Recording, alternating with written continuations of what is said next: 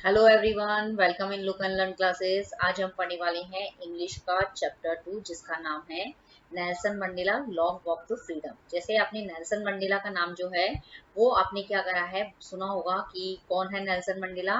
Nelson Mandela जो है वो साउथ अफ्रीका के फर्स्ट ब्लैक प्रेसिडेंट है। फर्स्ट ब्लैक प्रेसिडेंट है।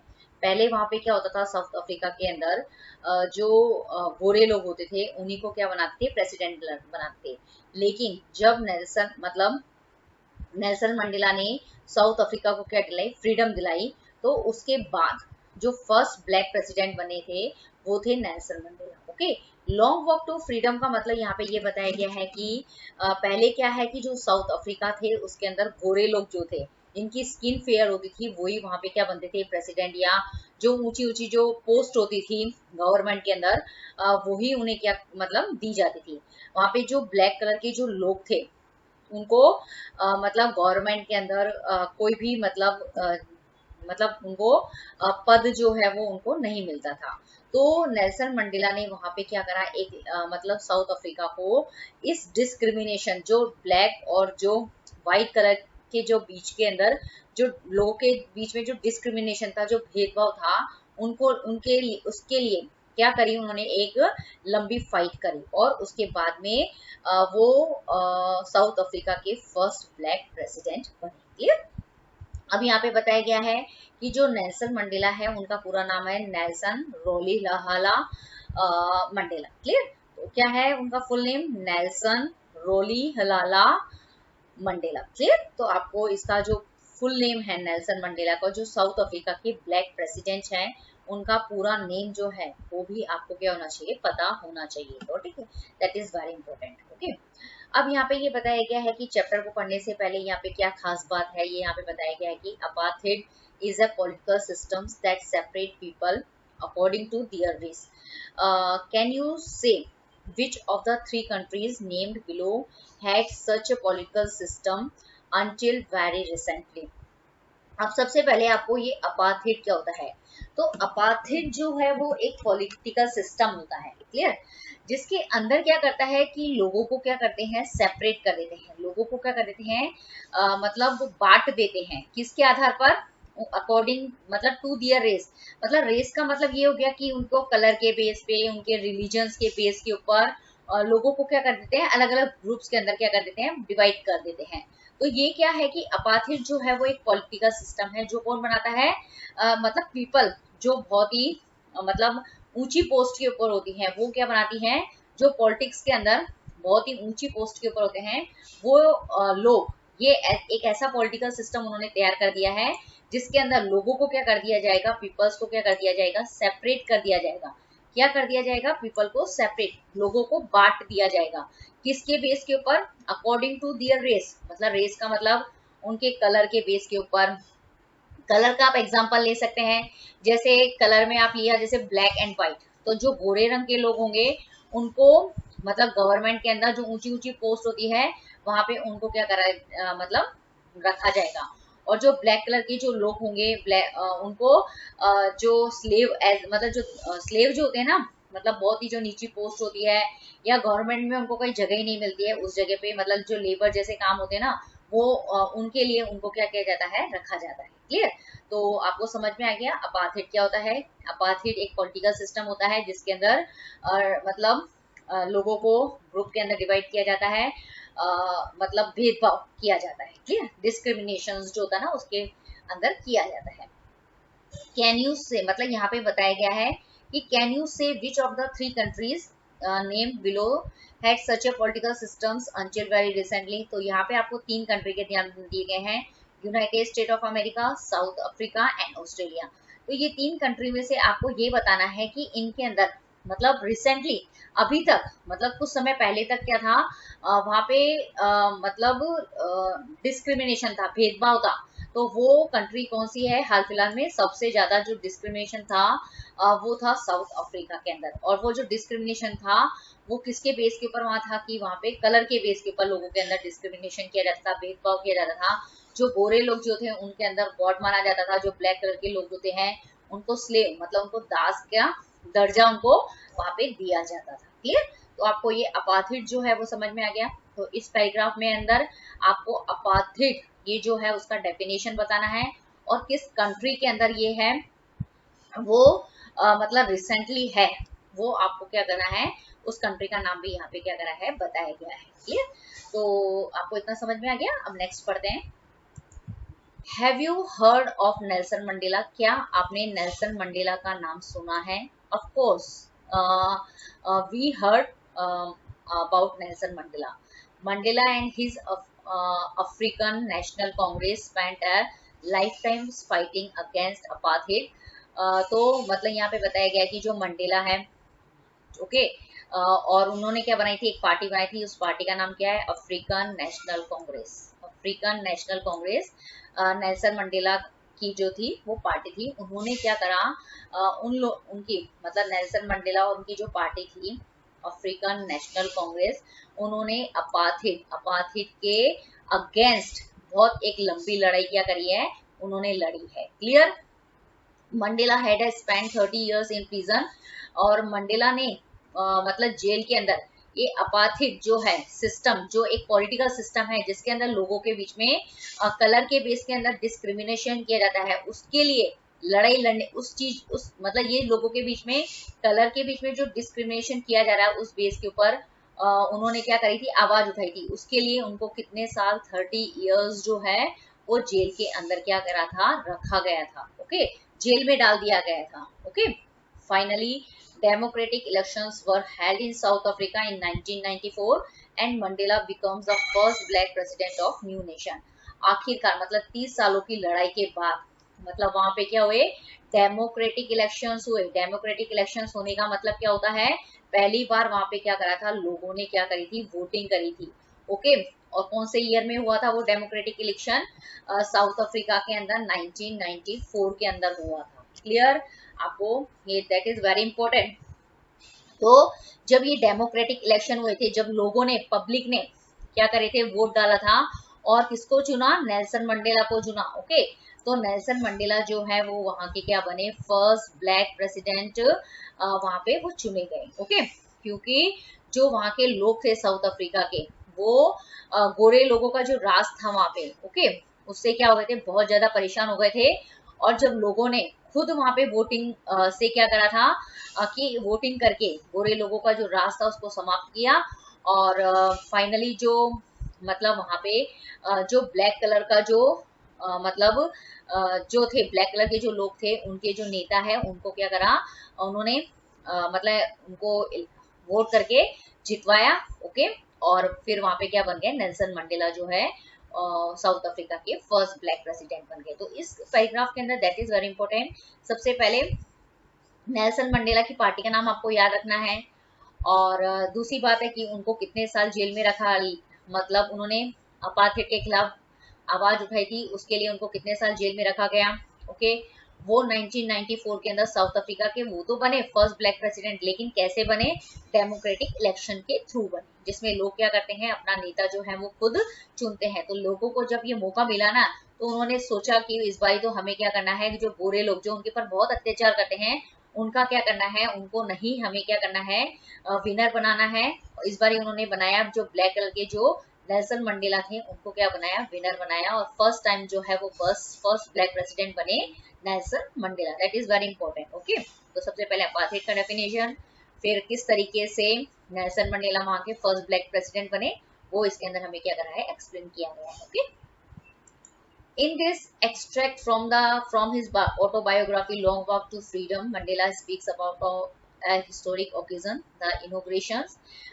मतलब उन्होंने जो नेल्सन मंडेला है उन्होंने क्या लिखी है, अपनी खुद की क्या लिखी है, ऑटोबायोग्राफी। ओके, ऑटोबायोग्राफी के अंदर ऑटो का मतलब होता है सेल्फ, बायो का मतलब होता है लाइफ, और ग्राफी का मतलब होता है राइट। ओके, मतलब अपनी लाइफ के बारे में कुछ लिखना, ठीक है, उसको बोलते हैं ऑटोबायोग्राफी।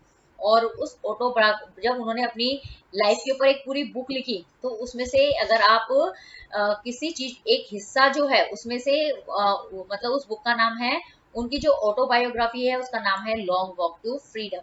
ठीक है, उसके अंदर उन्होंने एक हिस्टोरिक ओकेजन के बारे में बताया है, वो हिस्टोरिक ओकेजन है इनोग्रेशन।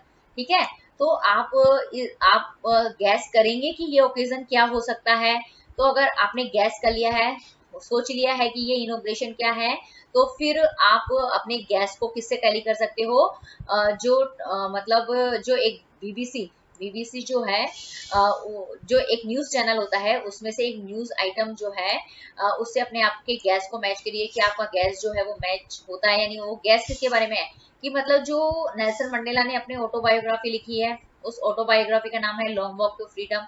उसके अंदर एक इनोग्रेशन वर्ड उन्होंने यूज किया है। ये इनोग्रेशन वर्ड जो है हिस्टोरिक ओकेजन है। तो आपको ये इस हिस्टोरिक ओकेजन जो है उसके बारे में गैस करना है।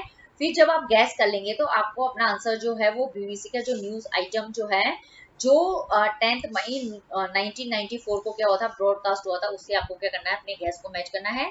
तो फिर आपको देखना है कि आपने जो गैस किया है वो सही है या नहीं है। ओके, तो अब देखते हैं। ये है पूरा का पूरा जो बीबीसी ने 10 मई 1994 को उस ओकेजन इनोग्रेशन के बारे में हमें बताया है। क्लियर?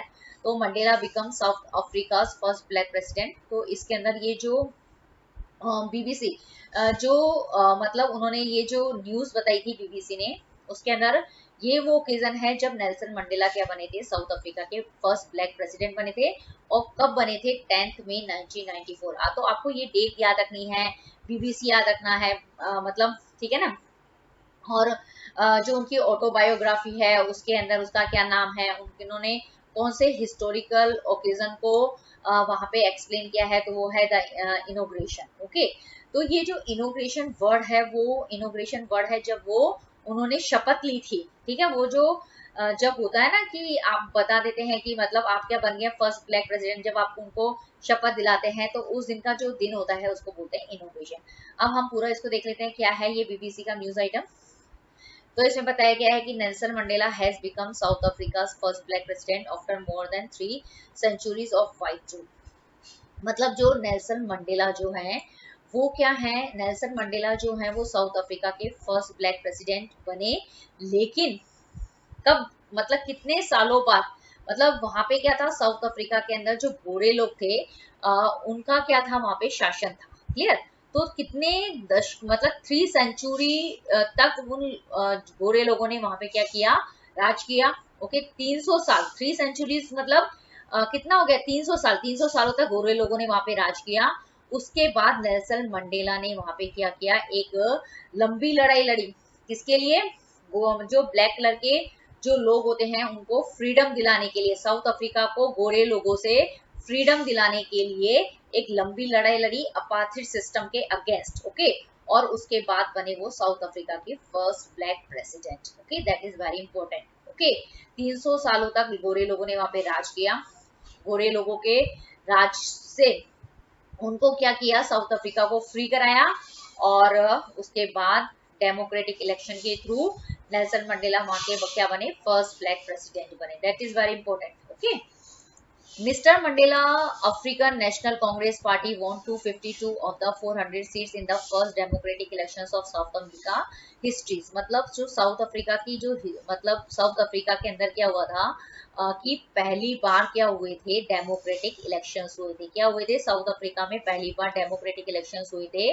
और उसमें जो मिस्टर नेल्सन मंडेला की जो अफ्रीकन नेशनल कांग्रेस पार्टी थी, जिसका शॉर्ट नेम है ANC, उसने कितने 400 सीटों में से 252 सीट्स जो है वो क्या करी थी, जीती थी, वॉन करी थी। क्लियर?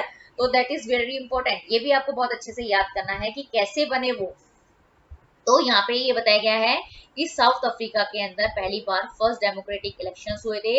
उसके अंदर जो नेल्सन मंडेला की जो पार्टी थी अफ्रीकन नेशनल कांग्रेस, उसने 400 में से 252 सीटें जीती। उसके बाद नेल्सन मंडेला साउथ अफ्रीका के फर्स्ट ब्लैक प्रेसिडेंट बने। Okay, that is very important. ये आपको अच्छे से लर्न कर लेना है एक एक चीज को, क्योंकि जो एनसीईआरटी की बुक होती है उसमें से एक एक लाइन जो होती है वो बहुत इंपॉर्टेंट होती है। The inauguration ceremony took place in the Union Buildings Amphitheatre in Pretoria today, attended by politicians and dignitaries from more than 140 countries around the world। तो ये जो इनोग्रेशन की सेरेमनी थी, जब बताया था ना कि मतलब वो क्या हो गए, कि मतलब जीत गई है नेल्सन मंडेला की जो मतलब नेल्सन मंडेला जो है उनकी जो पार्टी है अफ्रीकन नेशनल कांग्रेस जो है वहां पे वो जीत गई है। ओके, तो उसके बाद में क्या होता है कि शपथ दिलाते हैं ना, उसके बाद में उनको प्रेसिडेंट की शपथ दिलाते हैं, उसको बोलते हैं इनोग्रेशन सेरेमनी। क्या बोलते हैं उसको? Inauguration ceremony. और ये जो इनोग्रेशन सेरेमनी जो थी वो कहाँ पे रखी गई थी? साउथ अफ्रीका की जो कैपिटल है प्रिटोरिया, उसके अंदर रखी गई थी। और उस प्रिटोरिया के अंदर एक सरकारी बिल्डिंग थी, यूनियन मतलब बिल्डिंग एम्फी थिएटर, मतलब एक सरकारी बिल्डिंग थी एम्फी थिएटर, उसके अंदर ये पूरा का पूरा फंक्शन जो है वो ऑर्गेनाइज्ड किया गया था। और इस फंक्शन के अंदर वर्ल्ड के मतलब 140 140 कंट्री से भी ज्यादा, ओके, 140 कंट्री से भी ज्यादा मतलब कंट्रीज के पॉलिटिशियंस और डिग्निटरीज जो हैं वो उस इनॉग्रेशन सेरेमनी के अंदर क्या हुए थे? अटेंड हुए थे। क्या हुए थे? अटेंड हुए थे। तो आपको ये पूरा याद रखना है कि ये जो इनॉग्रेशन सेरेमनी है वो कहाँ पे हुई थी? प्रिटोरिया के अंदर हुई थी, जो साउथ अफ्रीका की कैपिटल है, और उसकी प्रिटोरिया की यूनियन बिल्डिंग एम्फी थिएटर में हुई थी, और जिसके अंदर वर्ल्ड के 140 कंट्री से भी ज्यादा देशों के पॉलिटिशियंस और जो डिग्नेटरीज जो हैं, मतलब जो बड़े बड़े डिग्नेटरीज का मतलब ये हो गया कि जो बड़े बड़े ऊंचे ऊंचे पद पे होते हैं ना, वो उनको क्या करा था?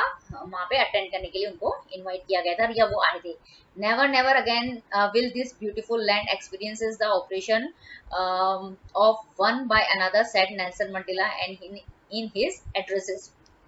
और उस इनॉग्रेशन सेरेमनी के अंदर नेल्सन मंडेला जो है उन्होंने क्या बोला था? क्या एड्रेस किया था लोगों को? एड्रेस देने का मतलब क्या स्पीच दी थी उन्होंने कि मतलब अब कभी भी इस ब्यूटीफुल लैंड, मतलब इस साउथ अफ्रीका की लैंड के ऊपर कभी भी मतलब कोई भी मतलब एक दूसरे के ऊपर क्या करेगा? एक दूसरे के ऊपर कोई भी अत्याचार वो जो है वो नहीं होगा। उन्होंने ऐसा लोगों को आश्वासन दिया था। ओके, तो ये उनकी स्पीच में उन्होंने क्या बोला था ये यहाँ पे बताया गया है।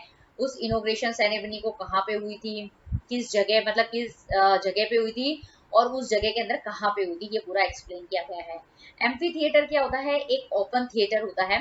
ओके, तो उसके अंदर मतलब ये पूरा का पूरा क्या हो गया है, मतलब प्रोग्राम रखा गया था। Jubilant scenes on the streets of Pretoria followed by the ceremony with blacks, white colored celebrating together.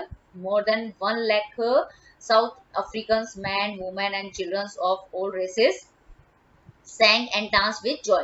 मतलब जुबलियंट सीन्स मतलब ये जो हैप्पी वाला जो सीन था, मतलब जिसमें सब लोग बहुत खुश थे, ये वाला जो मतलब जो इनॉग्रेशन सेरेमनी जो थी वो एक जुबलियंट सीन था, मतलब बहुत हैप्पी मतलब सीन था, मतलब कुल मिला के मतलब वहां पे सब लोग इतने खुश थे कि क्योंकि उनको क्या मिला था कि गोरे लोगों के से का जो राज था वहां पे, उससे क्या मिली थी? फ्रीडम मिली थी। उसकी वजह से वो वहां के लोग जो थे वो बहुत खुश थे। ओके, तो ये जो प्रिटोरिया के अंदर ये पूरा फंक्शन रखा गया था, तो प्रिटोरिया के अंदर सब मतलब कि गलियों के अंदर जो रोड थी वहां पे क्या था? खुशी का माहौल था। ओके, और इस सेरेमनी के अंदर मतलब ब्लैक जो पीपल थे, व्हाइट थे और कलर्ड पीपल जो थे, ओके, वो सब मिलके क्या बना रहे थे? इस फंक्शन को क्या कर रहे थे? सेलिब्रेट कर रहे थे। और 1 लाख से भी ज्यादा साउथ अफ्रीकन के जो मैन थे, वुमेन थे, चिल्ड्रन, मतलब हर रंग के मतलब हर रंग, ऑल रेसेस का मतलब हो गया हर रंग के, हर कलर के, हर रिलीजन्स के जो मैन है, वुमेन है, चिल्ड्रंस है, वो मतलब 1 लाख से भी ज्यादा मतलब वहां पे लोग कलेक्ट हुए थे। और इस मतलब जो 1 लाख जो लोग थे उसके अंदर सब तरह के लोग थे, मतलब मैन भी है, वुमेन भी है, बच्चे भी हैं, सब कलर के, सब रिलीजन्स के। और वो इतना उनको अच्छा लग रहा था, तो वो मतलब खुशी से क्या कर रहे थे? गा रहे थे, और मतलब खुशी से क्या कर रहे थे? वो डांस कर रहे थे। ओके, तो ये पूरा क्या कह रहा है, ये जो बीबीसी का जो न्यूज आइटम है, ये वो जो न्यूज आती है ना, जब आप देखेंगे कि अभी हमारी इंडिया के अंदर यदि पीएम मतलब प्राइम मिनिस्टर सेलेक्ट होते हैं तो उसका भी इनॉग्रेशन सेरेमनी रखते हैं, उनको शपथ दिलाते हैं। तो शपथ दिलाने के अंदर जो पूरा मतलब मीडिया जो होता है वो उस प्रोग्राम को क्या करता है? कवर करता है। ऐसे ही जो बीबीसी जो है यहाँ पे वो उसने भी क्या करा है? इस इनॉग्रेशन सेरेमनी को क्या किया है? पूरा का पूरा मीडिया ने क्या किया? कवर किया है, और लोगों को क्या दिखाया है? मतलब लाइव दिखाते हैं वो लोग। Okay, clear? एक्टिविटी दी गई है आपको यहाँ पे, इसके अंदर in column A are some expressions, you will find the text in the text. Okay, column A जो है उसके अंदर आपको क्या है? कि मतलब यहाँ पे जो ये कॉलम ए है उसके अंदर कुछ एक्सप्रेशंस बताए गए हैं, ओके, और ये टेक्स्ट के अंदर कहीं ना कहीं आपको दिखाए गए हैं, पूरा जो चैप्टर है ना उसके अंदर है ये, ओके। फिर आपको क्या करना है, ये जो कॉलम ए है ये एक्सप्रेशन है, और जो कॉलम बी है उसके अंदर ये इसके क्या है, अप्रोप्रिएट मीनिंग है, तो आपको क्या करना है, मैच करना है, क्लियर। तो ये आपको क्या करना है, पूरा चैप्टर पढ़ना है, चैप्टर पढ़ने के बाद क्या करेंगे, आप इसको क्या कर पाएंगे, सॉल्व कर पाएंगे। तो इससे पहले हम क्या पढ़ते हैं, सबसे पहले चैप्टर पढ़ते हैं कि चैप्टर क्या है, क्लियर।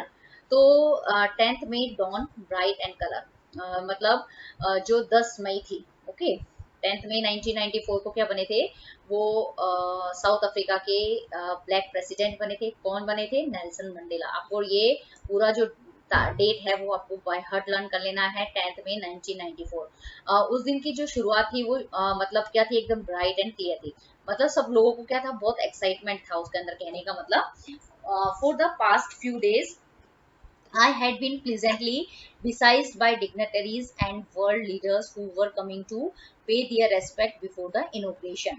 तो नेल्सन मंडेला बोलते हैं कि जो 10th मई 1994 की जो शुरुआत हो रही थी उस दिन की, वो बहुत ही ब्राइट और क्लियर थी, बहुत अच्छी थी, क्योंकि उस दिन क्या था कि इनोग्रेशन से पहले, बिफोर द इनोग्रेशन, ओके, मतलब शपथ लेने से पहले, जो इनोग्रेशन की जो सेरेमनी होती है, उस इनोग्रेशन सेरेमनी से पहले बहुत सारे जो डिग्नेटरीज हैं, बड़े बड़े जो सम्मानीय लोग हैं, और जो वर्ल्ड के जो लीडर्स जो हैं, बड़े बड़े जो मतलब इंटरनेशनल लीडर्स हैं, वो उनके पास में आ रहे थे, ओके। बिसाइड्स का मतलब क्या हुआ, to be surrounded closely by, उनके मतलब पास में आ रहे थे, और उनको क्या कर रहे थे, पे दिए रेस्पेक्ट, और उनको क्या दे रहे थे, विश कर रहे थे। विश करने का मतलब क्या है कि मतलब जैसे कॉन्ग्रेचुलेशन देने के लिए देते हैं ना, तो वो क्या होता है, एक तरीके से रिस्पेक्ट देना होता है, क्लियर। तो यहाँ पे ये बताया गया है कि 10th मई जो है उनके लिए वो ब्राइट और क्लियर क्यों थी, बहुत अच्छी क्यों थी, okay. The inaugurations would be the largest gathering ever of international leaders on South African soil। वो जो इनोग्रेशन सेरेमनी थी, उस दिन जो इनोग्रेशन होने वाला था, वो जो इनोग्रेशन वुड भी होने वाला था, उसके अंदर साउथ अफ्रीका की सॉइल के ऊपर पहली बार इंटरनेशनल लीडर्स की क्या होने वाली थी, बहुत बड़ी क्या होने वाली थी, गैदरिंग होने वाली थी। मतलब पहली बार उस इनोग्रेशन सेरेमनी के अंदर जो इंटरनेशनल लीडर्स जो होते हैं, वो मतलब 140 कंट्रीज के भी जो इंटरनेशनल लीडर्स थे, जो डिग्नेटरीज थे, जो बड़े बड़े जो मतलब लीडर्स थे, वो वहां पे क्या होने वाले थे, इकट्ठे होने वाले थे, क्लियर, उस सेरेमनी के अंदर हिस्सा लेने के लिए। यहाँ पे आपको बिसाइज्ड बाय का मतलब करने का मतलब होता है to be surrounded closely by, मतलब वो घिरे हुए थे। कौन घिरे हुए थे, नेल्सन मंडेला जो है वो मतलब घिरे हुए थे, किन से घिरे हुए थे, डिग्नेटरीज और जो वर्ल्ड के जो इंटरनेशनल लीडर्स होते हैं उनसे घिरे हुए, ओके। और ऐसा क्या हुआ था, पहली बार हुआ था। The ceremony took place in the lovely sandstone amphitheatre found by the Union building in Pretoria. और ये जो सेरेमनी जो होने वाली थी, जो इनोग्रेशन सेरेमनी होने वाली थी, वो मैंने आपको बताया ना कि कहाँ होने वाली थी, साउथ अफ्रीका की जो कैपिटल है प्रिटोरिया के अंदर होने वाली थी। और जो प्रिटोरिया जो है वो यूनियन बिल्डिंग है। यूनियन बिल्डिंग का मतलब जैसे इंडिया के अंदर पार्लियामेंट होता है, वहां पे हम क्या करते हैं, कोई भी प्राइम मिनिस्टर बनता है या फिर प्रेसिडेंट बनता है, कोई भी मतलब सीएम, मतलब ये मतलब कोई भी बनते हैं ना, तो जो होते हैं उनको जो शपथ दिलाने का काम होता है वो इन यूनियन मतलब जो यूनियन बिल्डिंग होती है ना, जो सरकारी बिल्डिंग होती है, वो वहां पे होता है। तो प्रिटोरिया के अंदर जो यूनियन बिल्डिंग थी, उसके अंदर क्या था, एक एम्फी थिएटर था, एक ऑडिटोरियम होता है ना, एक बड़ा सा हॉल ओपन, वहां पे वो जो बड़ा सा हॉल था वो ओपन था, ओके। उसके अंदर क्या होने वाली थी, ये मतलब इनोग्रेशन सेरेमनी होने वाली थी। 4 decades this had been the seat of white supremacy। मतलब कई दशकों से क्या था, मतलब डिकेड्स का मतलब जो बहुत दशक होते हैं ना, बहुत सारे सालों से वहां पे क्या था, गोरे लोगों का क्या था, व्हाइट सुप्रीमेसी का क्या था, मतलब वहां पे रूल था, okay. Seat of white supremacy था, ओके, मतलब वहां पे गोरे लोगों का क्या था, रास्ता। And now it was the site of rainbow gathering of different colors and nation for the installations of South Africa first democratic and non-racial government। लेकिन अब वहां पे क्या था कि वहां पे मतलब कौन जीते थे, वहां पे नेल्सन मंडेला जीत गए थे, ओके। तो वहां पे नेल्सन मंडेला जीत गए थे। नेल्सन मंडेला का जीतने का मतलब ये होता है कि साउथ अफ्रीका के अंदर फर्स्ट टाइम डेमोक्रेटिक और नॉन रेशियल गवर्नमेंट बनने वाली थी, ओके। डेमोक्रेटिक का मतलब जिसने लोगों ने नेल्सन मंडेला को चुना, इसलिए उसको हम बोल सकते हैं डेमोक्रेटिक। और नॉन रेशियल जिसके अंदर गोरे और लोगों मतलब काले लोगों मतलब जो ऐसी गवर्नमेंट जिसको क्या बनेगी मतलब जो पीपल के द्वारा जो चुनते हैं ना लोग जिसके अंदर वोटिंग करते हैं उसको बोलते हैं डेमोक्रेटिक। और नॉन रेशियल गवर्नमेंट ऐसी गवर्नमेंट जिसके अंदर काले और गोरे लोगों के बीच में क्या होगा कोई भेदभाव नहीं होगा।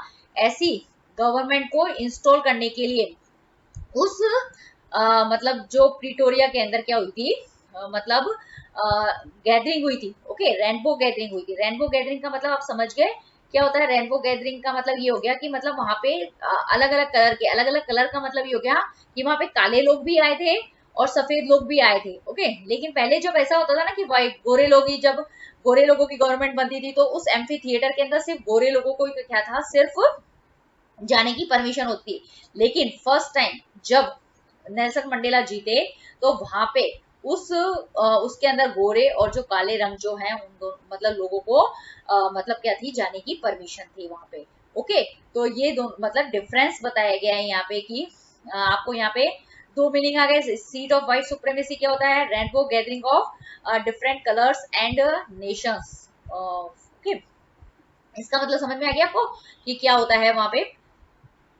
यहाँ पे जैसे rainbow gathering of different colours and nation का मतलब जैसे रेनबो के अंदर क्या होते हैं डिफरेंट कलर्स होते हैं। तो जहाँ पे वो इनोग्रेशन की सेरेमनी हो रही थी वहां पे भी एक रेनबो बन गया था। रेनबो बनने का मतलब हो गया कि वहां पे भी अलग अलग कलर्स के जो हैं वो लोग बाग आए थे। जैसे ब्लैक कलर वाले भी आए थे, व्हाइट कलर वाले लोग भी आए थे। तो मतलब एक वहां पे कोई इस तरीके का भेदभाव नहीं था कि ये मतलब ब्लैक कलर के मतलब प्रेसिडेंट बना है तो सिर्फ ब्लैक कलर के लोगों को क्या होगी परमिशन मिलेगी, ऐसा वहां पे नहीं था।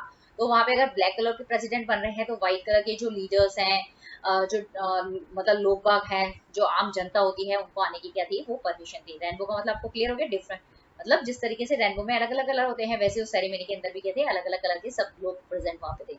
यहाँ पे एम्फी थिएटर का मतलब बताया गया कि a building without a roof with many rows of seats rising in steps.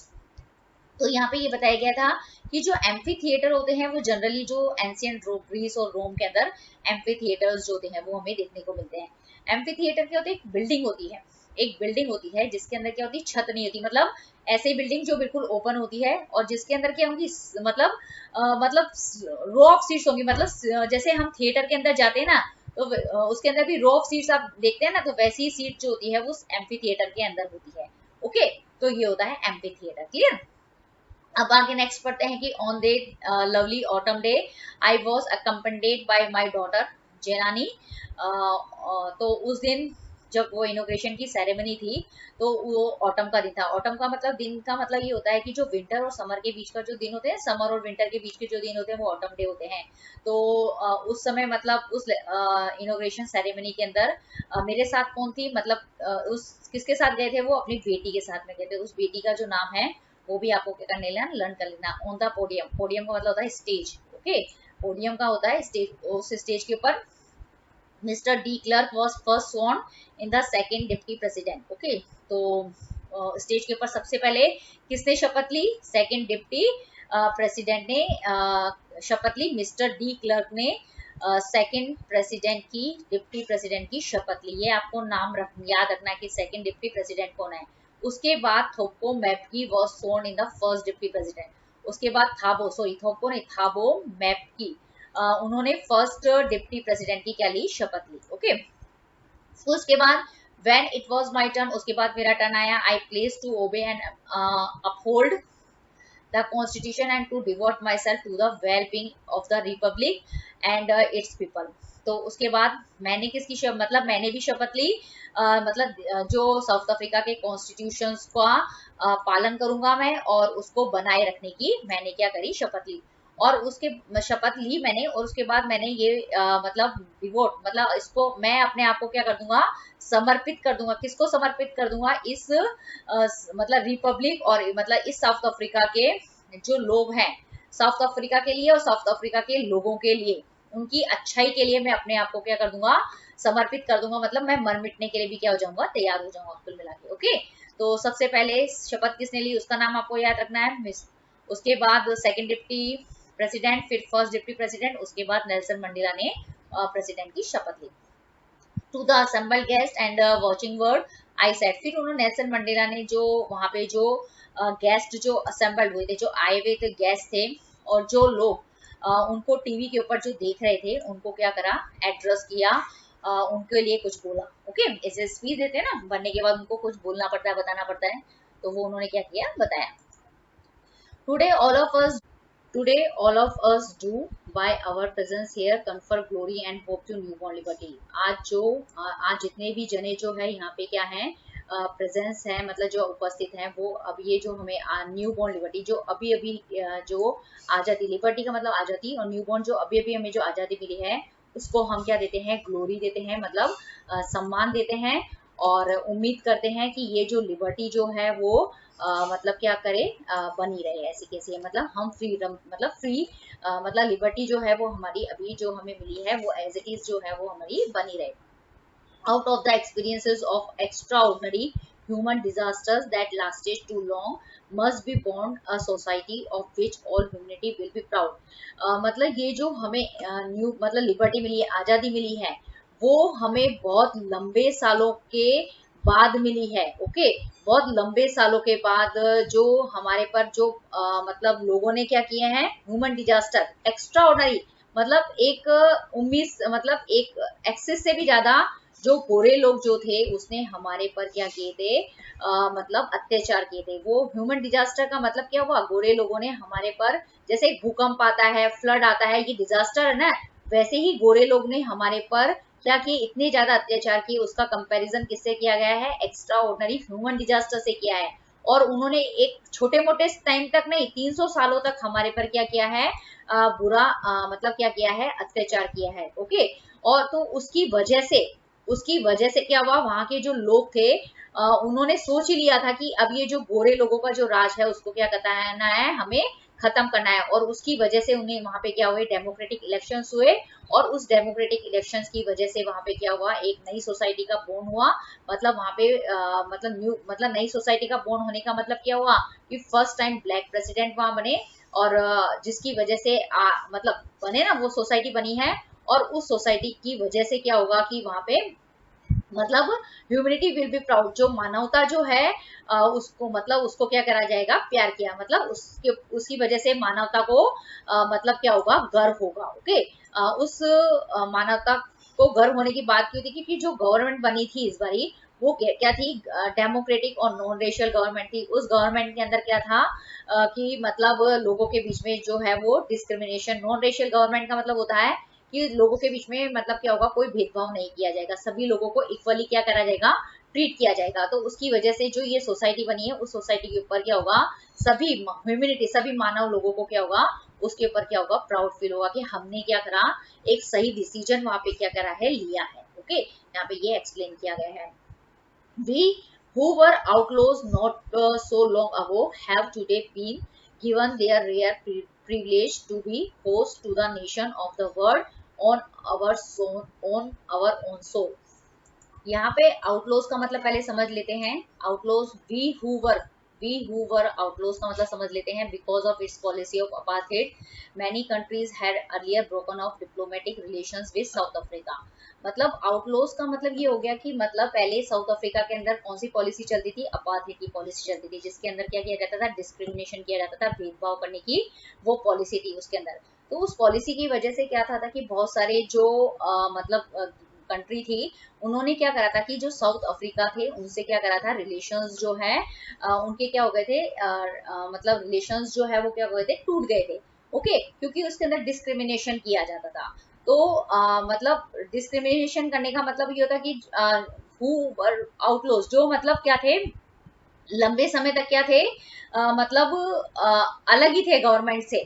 उनको have today been given a rare, उनको एक बहुत ही क्या मिला है, रेयर प्रिविलेज मिला है, बहुत ही मुश्किल से ये मौका मिला है। किस चीज का मौका मिला है उनको, कि अपनी सॉल के ऊपर, साउथ अफ्रीका की जो धरती है उसके ऊपर जो वर्ल्ड के जो बहुत सारे नेशन हैं उनको होस्ट करने का एक क्या मिला है, मौका मिला है। क्लियर।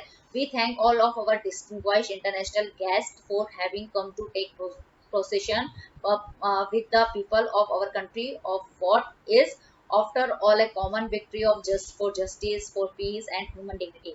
लेकिन अब हम ये जो मौका मिला है, ये जो इनोग्रेशन सेरेमनी हुई है, उसमें हम सभी उन लोगों का मतलब क्या करना चाहते हैं, जितने भी इंटरनेशनल मतलब जो गेस्ट आए हुए हैं, जितने भी डिग्नेटरीज हैं, जितने भी वर्ल्ड लीडर्स हैं, उनको क्या करना चाहते हैं, उनका थैंक यू बोलना चाहते हैं कि वो क्या करे हैं, इस सेरेमनी का क्या बने हैं, वो हिस्सा बने हैं। ओके, और इसके साथ साथ में हम उनको थैंक करने के बाद ये भी बोलने जाते हैं कि ये हम सबकी क्या है, एक कॉमन विक्ट्री है, मतलब ये हम सभी की क्या है, एक जीत है। किसके खिलाफ, मतलब किसकी जीत है, एक न्याय मतलब जस्टिस की, देश के अंदर क्या रहे, वर्ल्ड के अंदर शांति बनी रहे, और ह्यूमन डिग्निटी की, मतलब जो इंसान होता है उसकी सम्मान की। ओके, तो ये उन्होंने क्या दिया था, अपनी स्पीच के अंदर बताया था।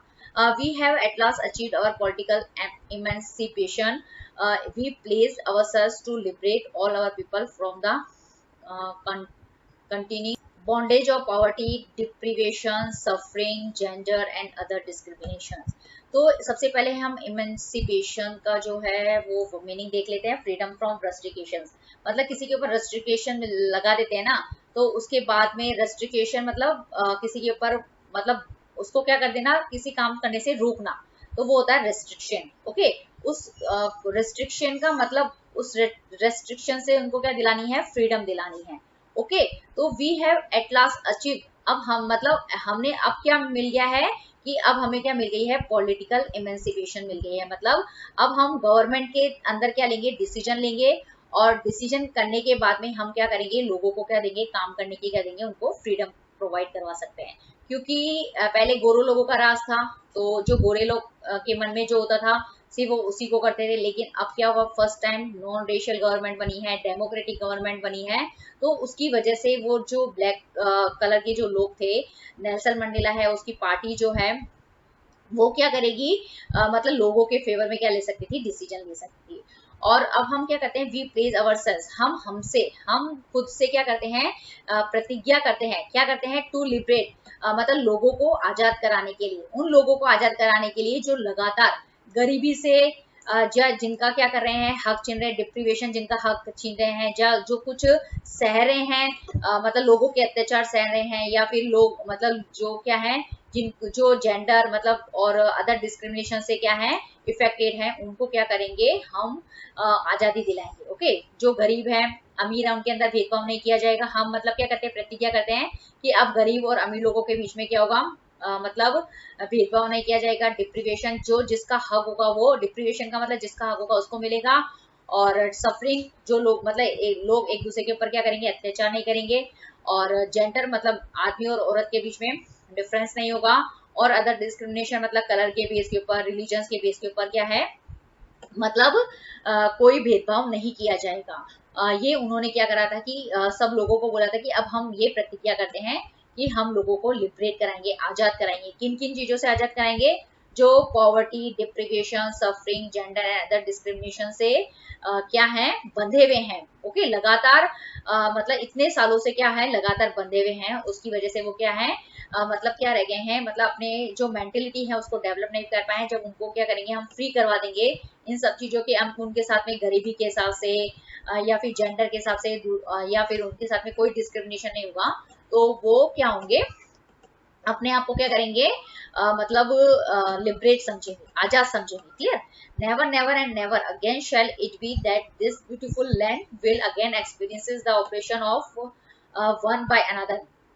अब बोलते हैं कि वो इसके साथ साथ में बोलते हैं कि नेवर नेवर नेवर, कभी नहीं, अब इस धरती के ऊपर, इस ब्यूटीफुल लैंड के ऊपर कभी भी मतलब वापस से क्या होगा, इस तरीके का मतलब ऑपरेशन नहीं होगा, जिसके अंदर क्या होता है कि मतलब लोग एक मतलब लोग जो होते हैं, एक तरह के ग्रुप जो है, वो दूसरे लोगों के ग्रुप को क्या करेगा, अत्याचार करेगा। ओके, तो इस ब्यूटीफुल लैंड के ऊपर अब कभी भी ऐसा नहीं होगा। ओके, तो the sun shall never set and so glorious and human achievement. और मतलब मैं ऐसा होप करता हूँ कि ये जो मैंने बोला है, मतलब ये जो मैं बोल रहा हूँ वो मतलब हमेशा बना रहे। तो इसका मतलब उन्होंने बोला कि ये सन जो है वो कभी भी सेट नहीं हो, कभी भी सेट नहीं हो। इसका मतलब ये है, कभी भी सेट नहीं होने का मतलब ये है कि जैसे मैंने अभी जैसे साउथ अफ्रीका के अंदर ये मैं बोल रहा हूँ कि डिस्क्रिमिनेशन नहीं होगा, कोई भेदभाव नहीं होगा, तो ये जो हमने ह्यूमन अचीवमेंट प्राप्त करी है, वो कभी भी क्या हो, खत्म नहीं हो। कभी भी खत्म होने का मतलब कभी भी सन जो है वो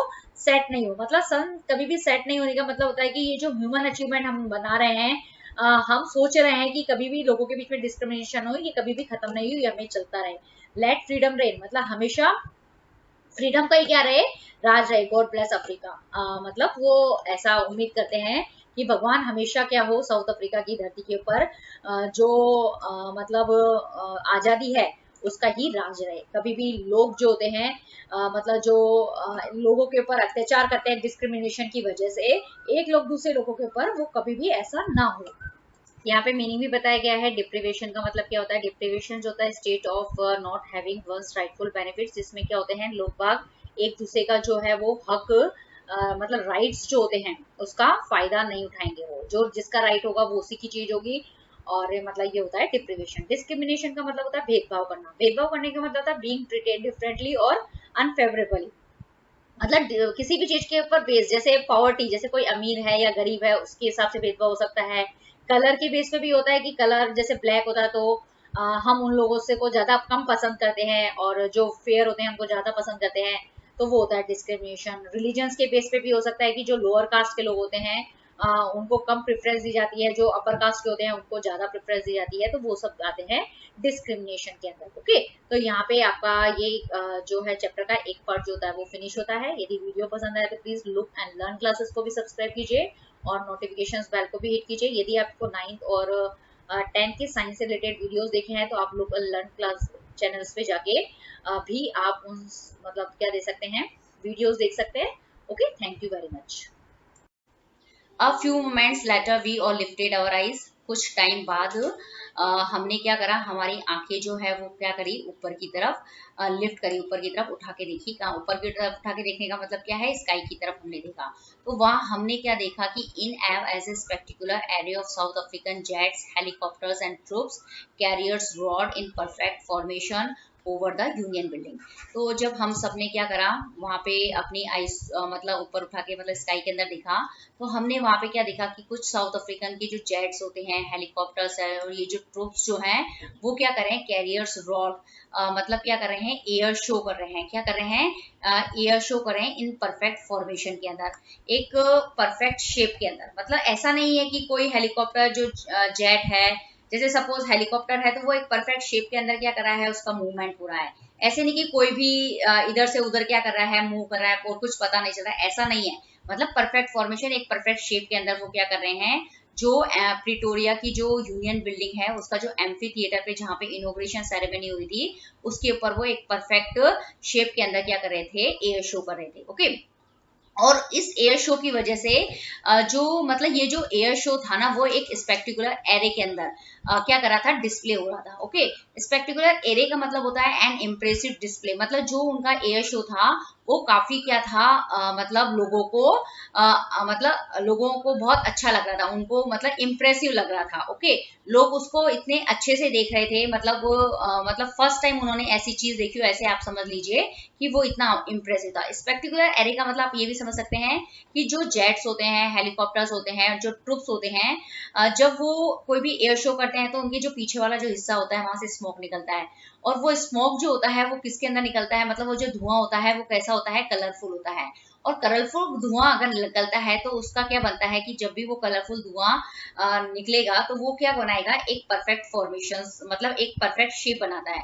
तो जिसकी वजह से क्या होता है कि वो जितना भी जो एयर शो है वो काफी क्या हो जाता है, इम्प्रेसिव हो जाता है, काफी मन को लुभाने वाला होता है। ऐसा लगता है कि हम उसको बार बार ही क्या करें, उसको देखते ही जाएं। और ऐसा जनरली जैसे हमारे इंडिया के अंदर जो इंडिपेंडेंस डे है, रिपब्लिक डे है, उसके ऊपर जनरली क्या होते हैं, जो इंडियंस हेलीकॉप्टर्स होते हैं, जेट्स होते हैं, वो भी इस तरह का एयर शो करते हैं। क्लियर, आगे आपको इतना समझ में। अब नेक्स्ट करते हैं, it was not only a display of pin point precision and military force but a demonstration of the military's loyalty to democracy, to a new government that had been freely and fairly elected. मतलब ये इसमें ये बताया गया है कि मतलब ये जो साउथ अफ्रीका के जो जेट्स हैं, हेलीकॉप्टर्स हैं, जो ट्रुप है, उन्होंने ये जो स्पेक्टिकुलर एरे के अंदर मतलब जो एयर शो किया है, ये कोई मतलब पिन पॉइंट प्रिसिशन मतलब का मतलब होता है कि कोई एक्यूरेसी को शो नहीं करता है कि वो एयर शो के अंदर परफेक्ट है, ये वो शो नहीं कर रहे हैं। ओके वो क्या बताना चाह रहे हैं कि मतलब वो बताते हैं कि ये जो डेमोन्स्ट्रेशन उन्होंने किया है, ये जो करतब उन्होंने दिखाया है, वो क्या किसको बताता है, मिलिट्री की लॉयलिटी को बताता है, मिलिट्री की ईमानदारी को बताता है कि वो जो मिलिट्री फोर्स जो है, वो जो अभी नई गवर्नमेंट बनी है, जो मतलब साउथ अफ्रीका के अंदर जो डेमोक्रेसी आई है उसके प्रति जो है काफी क्या है, लॉयल रहेगी, काफी ईमानदार रहेगी। Okay to a new government that had been freely and fairly elected, और ये जो नई गवर्नमेंट बनी है ये क्या है, एकदम फ्री है, मतलब इसके अंदर सभी लोगों को क्या होगा, फ्रीडम मिलेगा, किसी के ऊपर एक अत्याचार नहीं होगा, और मतलब ये जो गवर्नमेंट जो है वो फेयरली इलेक्टेड है। इसके अंदर क्या है कि फेयरली इलेक्टेड का मतलब होता है जो मतलब ऐसी गवर्नमेंट जो जिसको कौन चुनता है, पब्लिक चुनती है, और जिसके अंदर कोई घोटाला वगैरह कुछ नहीं हुआ है, एकदम जो मतलब वोटिंग के थ्रू आया है, वो फेयरली इलेक्टेड गवर्नमेंट होती है। ओके तो कुल मिला के ये जो डिस्प्ले किया है स्काई के अंदर जो एयर शो है, ये जो मतलब ये बताया गया है, ये सिर्फ एक करतब नहीं है, ये एक जो साउथ अफ्रीका के अंदर जो democratic and non racial government बनी है उसके प्रति ये लॉयल्टी को क्या कर रहा है, शो कर रहा है। Clear, that is very important. Okay only moments before the highest generals of the South African Defence Force and Police, their chest bedecked with ribbons and medals from day gone by, saluted me and placed their loyalty. अब इसके बाद ये बताया गया है कि जैसे इसके बाद क्या हुआ कि जो साउथ अफ्रीका के जो डिफेंस और मतलब डिफेंस फोर्स है और जो पुलिस जो है, उनके जो हाईएस्ट जनरल है, जो उनके जो मतलब होते हैं ना कमिश्नर्स, वो जो होते हैं उनको उन्होंने क्या किया, मतलब उनके बताया गया कि जो साउथ अफ्रीकन की जो डिफेंस का मतलब होता है जो रक्षा मतलब होते हैं ना डिफेंस फोर्स जो होती है, जो जब हमारे पर मतलब किसी चीज का अटैक होता है तो उसके लिए कौन सी फोर्स काम में लगाई जाती है, डिफेंस फोर्स लगाई जाती है। तो साउथ अफ्रीका की जो डिफेंस फोर्स है और जो पुलिस के जो हाईएस्ट जनरल है, जिनके चेस्ट के ऊपर क्या लगे रहते हैं, मेडल्स और रिबन्स जो होते हैं, वो क्या होते हैं, चमकते हैं। ओके कुछ समय मतलब from days by gone by, जो उनको थोड़े टाइम पहले क्या मिले थे, मतलब ये मेडल्स और रिबन्स जो है वो थोड़े टाइम पहले उनको मिले थे। वो उनके मतलब जब भी कोई मेडल्स और रिबन्स, अगर कोई अच्छा काम करता है तो उनको मेडल और रिबन मिलते हैं। तो जो पुलिस और जो डिफेंस फोर्स होती है उनके मतलब जो ड्रेस होती है उसके चेस्ट के ऊपर क्या लगा देते हैं, ये उनको लगाते हैं। क्लियर, सैल्यूटेड मी, उन्होंने मुझे क्या किया, सैल्यूट किया, एंड प्लेस दियर लॉयल्टी, और मतलब प्रतिज्ञा करी। प्लेस्ड का मतलब होता है मतलब शपथ लेना, और शपथ ली दियर लॉयल्टी की वो इस जो डेमोक्रेटिक और नॉन रेशियल गवर्नमेंट है उसके प्रति क्या रहेंगे, वो मतलब लॉयल रहेंगे, ईमानदार रहेंगे।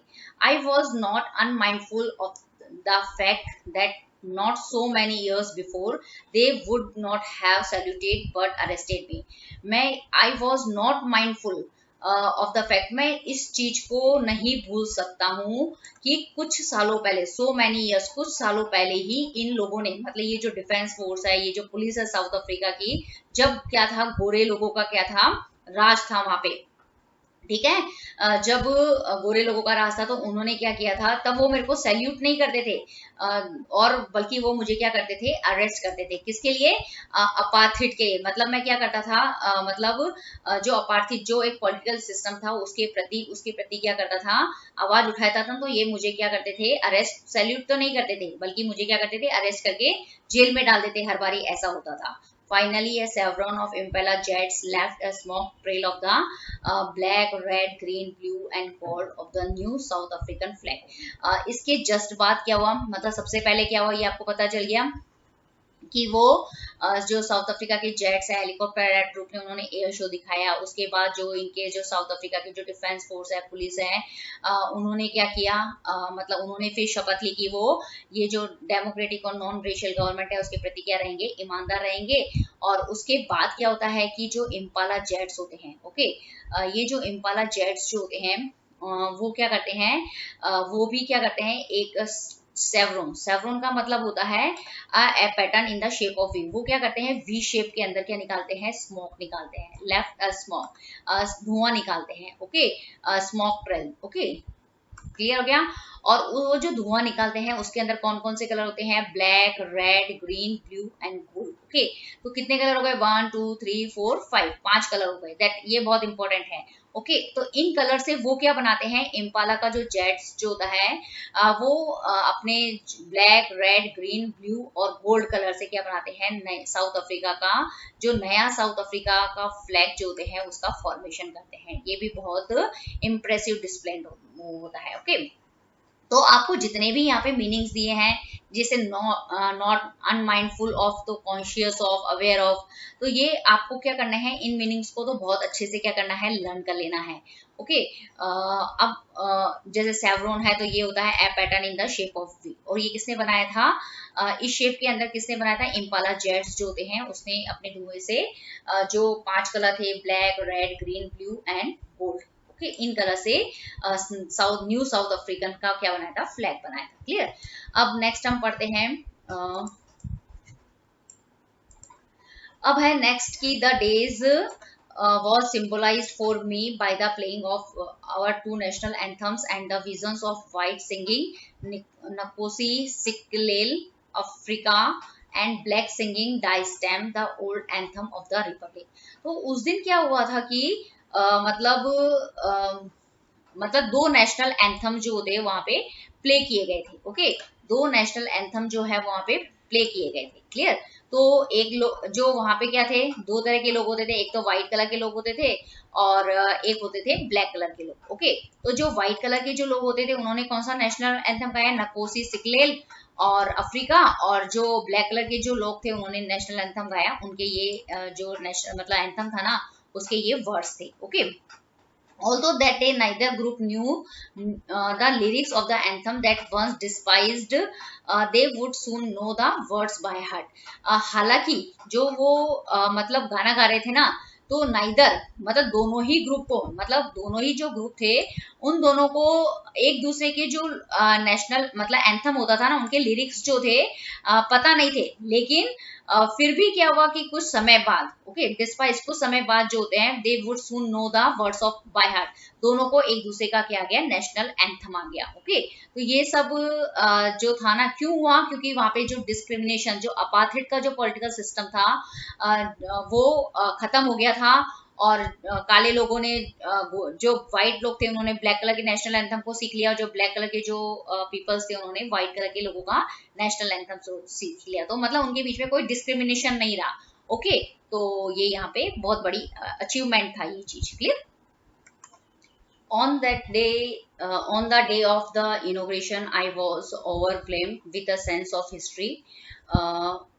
मतलब जो इनोग्रेशन था, इनोग्रेशन के उस दिन क्या हुआ था, मतलब वो जो दिन था उसने मेरी जो मतलब एक ओवरब्लेम का मतलब होता है मेरे पर एक इमोशनल इफेक्ट छोड़ दिया था। किसने, कि वो मतलब पहले जो उनके साथ में जो हुआ ना, पूरी की जो पूरी हिस्ट्री थी साउथ अफ्रीका की, वो मतलब उसने मेरे को ऊपर क्या कर दिया, एक इमोशनल इफेक्ट जो है वो छोड़ दिया, एक छाप छोड़ दी, कहने का मतलब ऐसा है।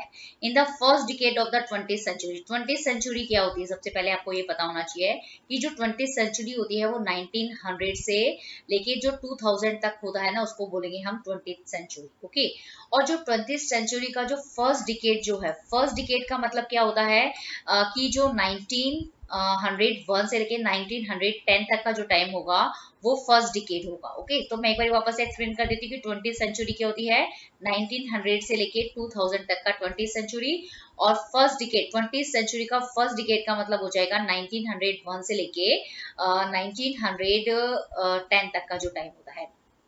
ये जो टाइम था a few years after the bitter Anglo bore war and the before my own birth, the white skinned peoples of the South Africa paced up their differences and erected a system of racial domination against the dark skinned peoples of their own land।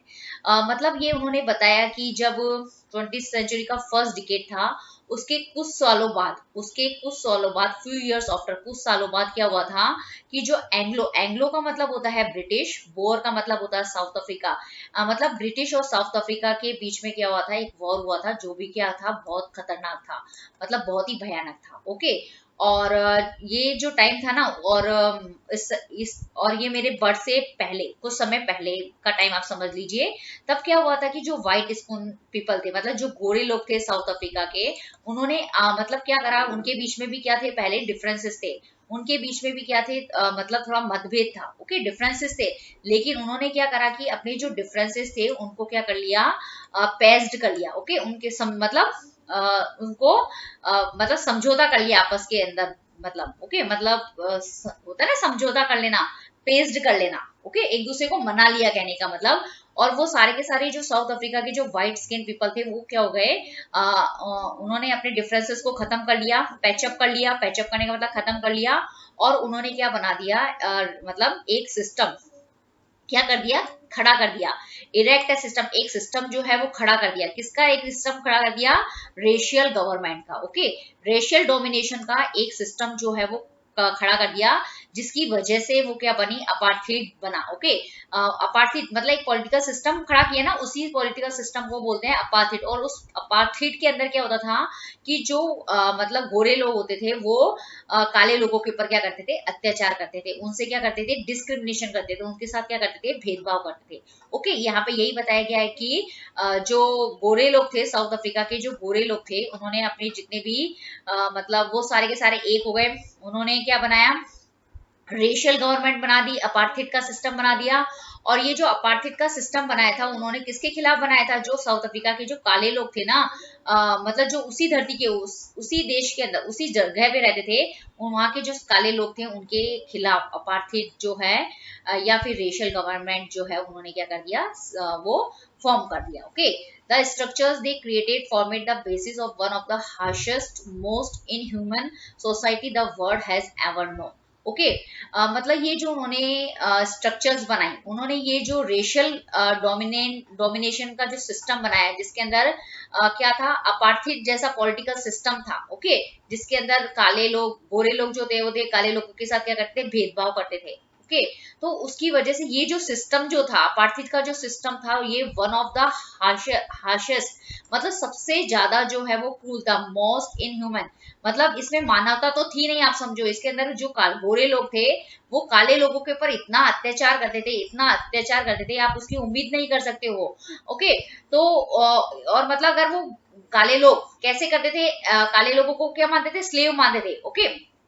और उनको हर बात के ऊपर, उनको किसी भी चीज का राइट्स नहीं था, वो कुछ भी अपने हिसाब से नहीं कर सकते थे, तो वो मोस्ट इनह्यूमन मतलब मानवता के खिलाफ थे, ओके। अगर वो थोड़ा सा भी अपार्थिड के खिलाफ क्या करते थे, आवाज उठाते थे, तो उनको वो जेल में डाल देते थे, मार देते थे। तो ये आपने क्या होगा, ऐसा वर्ल्ड के अंदर कभी आपने नहीं देखा होगा, okay.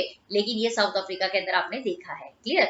Now in the last decade of the 20th century, अब मैंने जैसे फर्स्ट डिकेड बताया 20th सेंचुरी का, वैसे मैं आपको वापस से बता देती हूँ कि जो 20th सेंचुरी होती है वो 1900 से 2000 तक होता है। अब इसका था लास्ट डिकेड।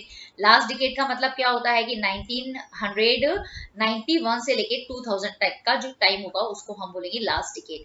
लेकिन 20th सेंचुरी के लास्ट डिकेड के अंदर at my own 8 decade, eight decade का मतलब क्या हुआ कि जो नेल्सन मंडेला का जो एज था वो कितना होगा, 71 से लेके 79 के बीच में हो सकता है। As a man their system had been overturned forever and replaced by one that recognized the right and freedom of all peoples regardless of the color of their skin। यहाँ पे बताया है कि 20th सेंचुरी मतलब जब खत्म होने लगी, 20th सेंचुरी के जब खत्म होने लगी, ओके, और जब नेल्सन मंडेला 8 डिकेड में थे, मतलब 71 से 79 की एज में थे, तो उन्होंने क्या करा, दैट सिस्टम मतलब जो ये अपार्थिड का जो सिस्टम था उसको क्या कर दिया, ओवरटर्न कर दिया, ओके। ये ओवरटर्न का मतलब क्या होगा, हमेशा के लिए उसको क्या कर दिया, हटा दिया, और उस सिस्टम को किससे रिप्लेस कर दिया, डेमोक्रेटिक और नॉन रेशियल गवर्नमेंट से क्या कर दिया, रिप्लेस कर दिया। मतलब जब डेमोक्रेटिक और नॉन रेशियल गवर्नमेंट बनेगी तो उसमें अपार्थिड वाला सिस्टम था ही नहीं, उसमें लोगों को के बीच में जो डिस्क्रिमिनेशन था, चाहे वो रिलीजन के बेस पे हो, चाहे कलर के बेस पे हो, वो बिल्कुल खत्म हो गया था, clear. And that recognize the right and freedoms of all peoples regardless of the colour of their skin. वहां पे लोगों के कलर को कोई इंपॉर्टेंस जो है वो नहीं दी जाती थी। इसके बदले जो जितने भी लोग थे उनको इक्वल राइट्स मिलते थे और इक्वल फ्रीडम उनको क्या करती थी, उस मतलब जो नॉन रेशियल गवर्नमेंट थी, जो डेमोक्रेटिक गवर्नमेंट थी, उसमें हर लोगों को मतलब समान अधिकार और समान मतलब जो फ्रीडम जो थी वो उनको मिलती थी। क्लियर? तो ये यहाँ पे पूरा का पूरा मतलब ये बताया गया है कि किस तरीके से नेल्सन मंडेला ने जो अपार्थाइड सिस्टम है उसको किस तरीके से रिप्लेस कर दिया। तो ये पूरा आपको यहाँ पे एक्सप्लेन किया गया है। क्लियर? ये जो पूरा अपार्थाइड का जो सिस्टम जो है वो मतलब ये जो इनॉग्रेशन सेरेमनी का जो डेट था वो था 10 मई 1994। और हम बोल रहे हैं कि ये जो 19 मतलब जो 20th सेंचुरी का जो लास्ट डिकेड था, मतलब लास्ट डिकेड का मतलब होता है 1991 से लेके जो 2000 तक का जो बीच का जो टाइम है 1994 के पर मतलब इस इनॉग्रेशन सेरेमनी के ऊपर मतलब जो हुआ था ना, तो वो उस समय से ही नेल्सन मंडेला ने जो अपार्थाइड का जो सिस्टम था उसको क्या कर दिया था, खत्म कर दिया था। ओके, तो आपको समझ में आ गया ना 20th सेंचुरी का जो लास्ट डिकेड मतलब 1994 और डेट क्या थी 10 मई को अपार्थाइड सिस्टम जो है वो खत्म कर दिया था और सभी लोगों को इक्वली राइट्स और फ्रीडम जो है वो उस दिन से क्या मिलेगी, मतलब मिलने लगी। Clear? That day had come about through the unimaginable sacrifice of thousands of my people whose suffering and courage can never be counted or repaid। मतलब उस दिन उन्होंने क्या किया, that day had come about through the unimaginable sacrifice। मतलब उस दिन मतलब जो नेल्सन मंडेला थे जो इनॉग्रेशन सेरेमनी वाले दिन उन्होंने मतलब उन मतलब जो 1000 ऑफ जो पीपल थे साउथ अफ्रीका के जिन्होंने इस मतलब ये जो सेक्रीफाइस किया, अनइमेजिनेबल सेक्रीफाइस, जिनके आप सेक्रीफाइस को इमेजिन भी नहीं कर सकते हो, उनको भी क्या किया उन्होंने याद किया। People who suffering and courage can never counted और रिपीट। मतलब साउथ अफ्रीका के वो लोग जिन्होंने क्या किया, अनइमेजिनेबल सेक्रीफाइस, जिसको आप इमेजिन भी नहीं कर सकते, उन्होंने इतना सेक्रीफाइस किया। और जो इतने मतलब इस मतलब ये जो डेमोक्रेटिक गवर्नमेंट बनी है, नॉन रेशियल गवर्नमेंट बनी है, जिसमें उन लोगों ने कितना सफर किया है, उन्होंने कितना साहस दिखाया है, उसको आप ना तो काउंट कर सकते हो उनके सेक्रीफाइस को, और नहीं उन्होंने जो सफर किया है मतलब दुख सहा है, अत्याचार सहा है, उसको आप लौटा भी नहीं सकते हो। ओके, तो मतलब कुल मिला के ये जो इनॉग्रेशन सेरेमनी थी उस दिन नेल्सन मंडेला ने उन लोगों के सेक्रीफाइस को भी लर्न किया जिन्होंने डेमोक्रेटिक और नॉन रेशियल गवर्नमेंट को बनाने के अंदर अपना क्या दिया था, अनइमेजिनेबल सेक्रीफाइस दिया था, और उन्होंने क्या किया, इसके लिए काफी सफर किया। ओके, अत्याचार सही और अपना इतना साहस दिखाया जिसकी वजह से ये जो अपार्थाइड सिस्टम था, डिस्क्रिमिनेशन वाला सिस्टम था गोरे और कालों के बीच में, वो क्या हो गया, एकदम खत्म हो गया। I felt that day as I have on so many others day. मतलब ये तो आई फेल्ट दैट डे, ये जो इनॉग्रेशन की सेरेमनी जो चल रही थी तब मैंने ये क्या किया, तब तो मैं याद कर ही रहा हूँ, लेकिन मैं तो हमेशा से क्या करता हूँ, आई have on so many others days, मैं हर दिन क्या करता हूँ, ये कई बार इनके जो अनइमेजिनेबल सेक्रीफाइस को क्या करता हूँ, याद करता हूँ, that I was simply the sum of all those African patriots who had gone before me.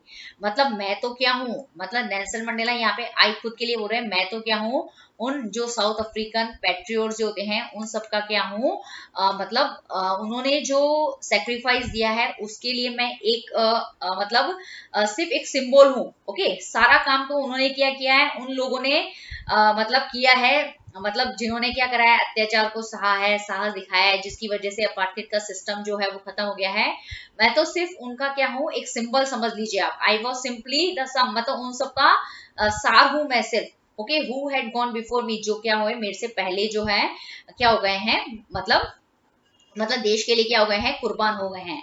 That long and noble line ended, मतलब क्या हुआ, उनके कुर्बान होने से वो एक लंबी और जो नोबल लाइन थी उन पैट्रियोट्स की।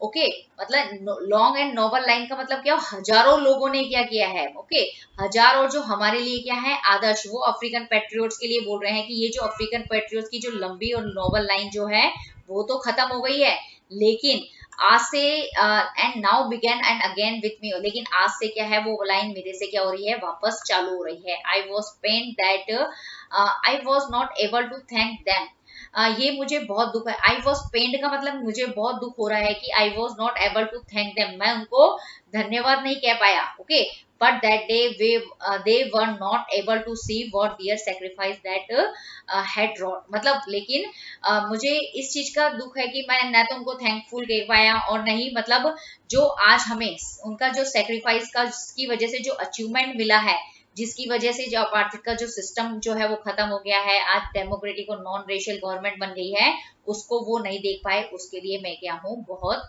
दुखी हूँ। ओके, तो ये पूरा यहाँ पे समझाया गया है कि किस तरीके से जो नेल्सन मंडेला थे, जो उन्होंने उन लोगों को भी याद किया जिन लोगों ने अपार्टमेंट सिस्टम को खत्म करने के लिए और डेमोक्रेटिक और नॉन रेशियल गवर्नमेंट को बनाने के लिए जो सेक्रीफाइस किए हैं, उनको भी उन्होंने क्या करा था, मतलब याद किया उसे। Clear? Okay, thank you very much.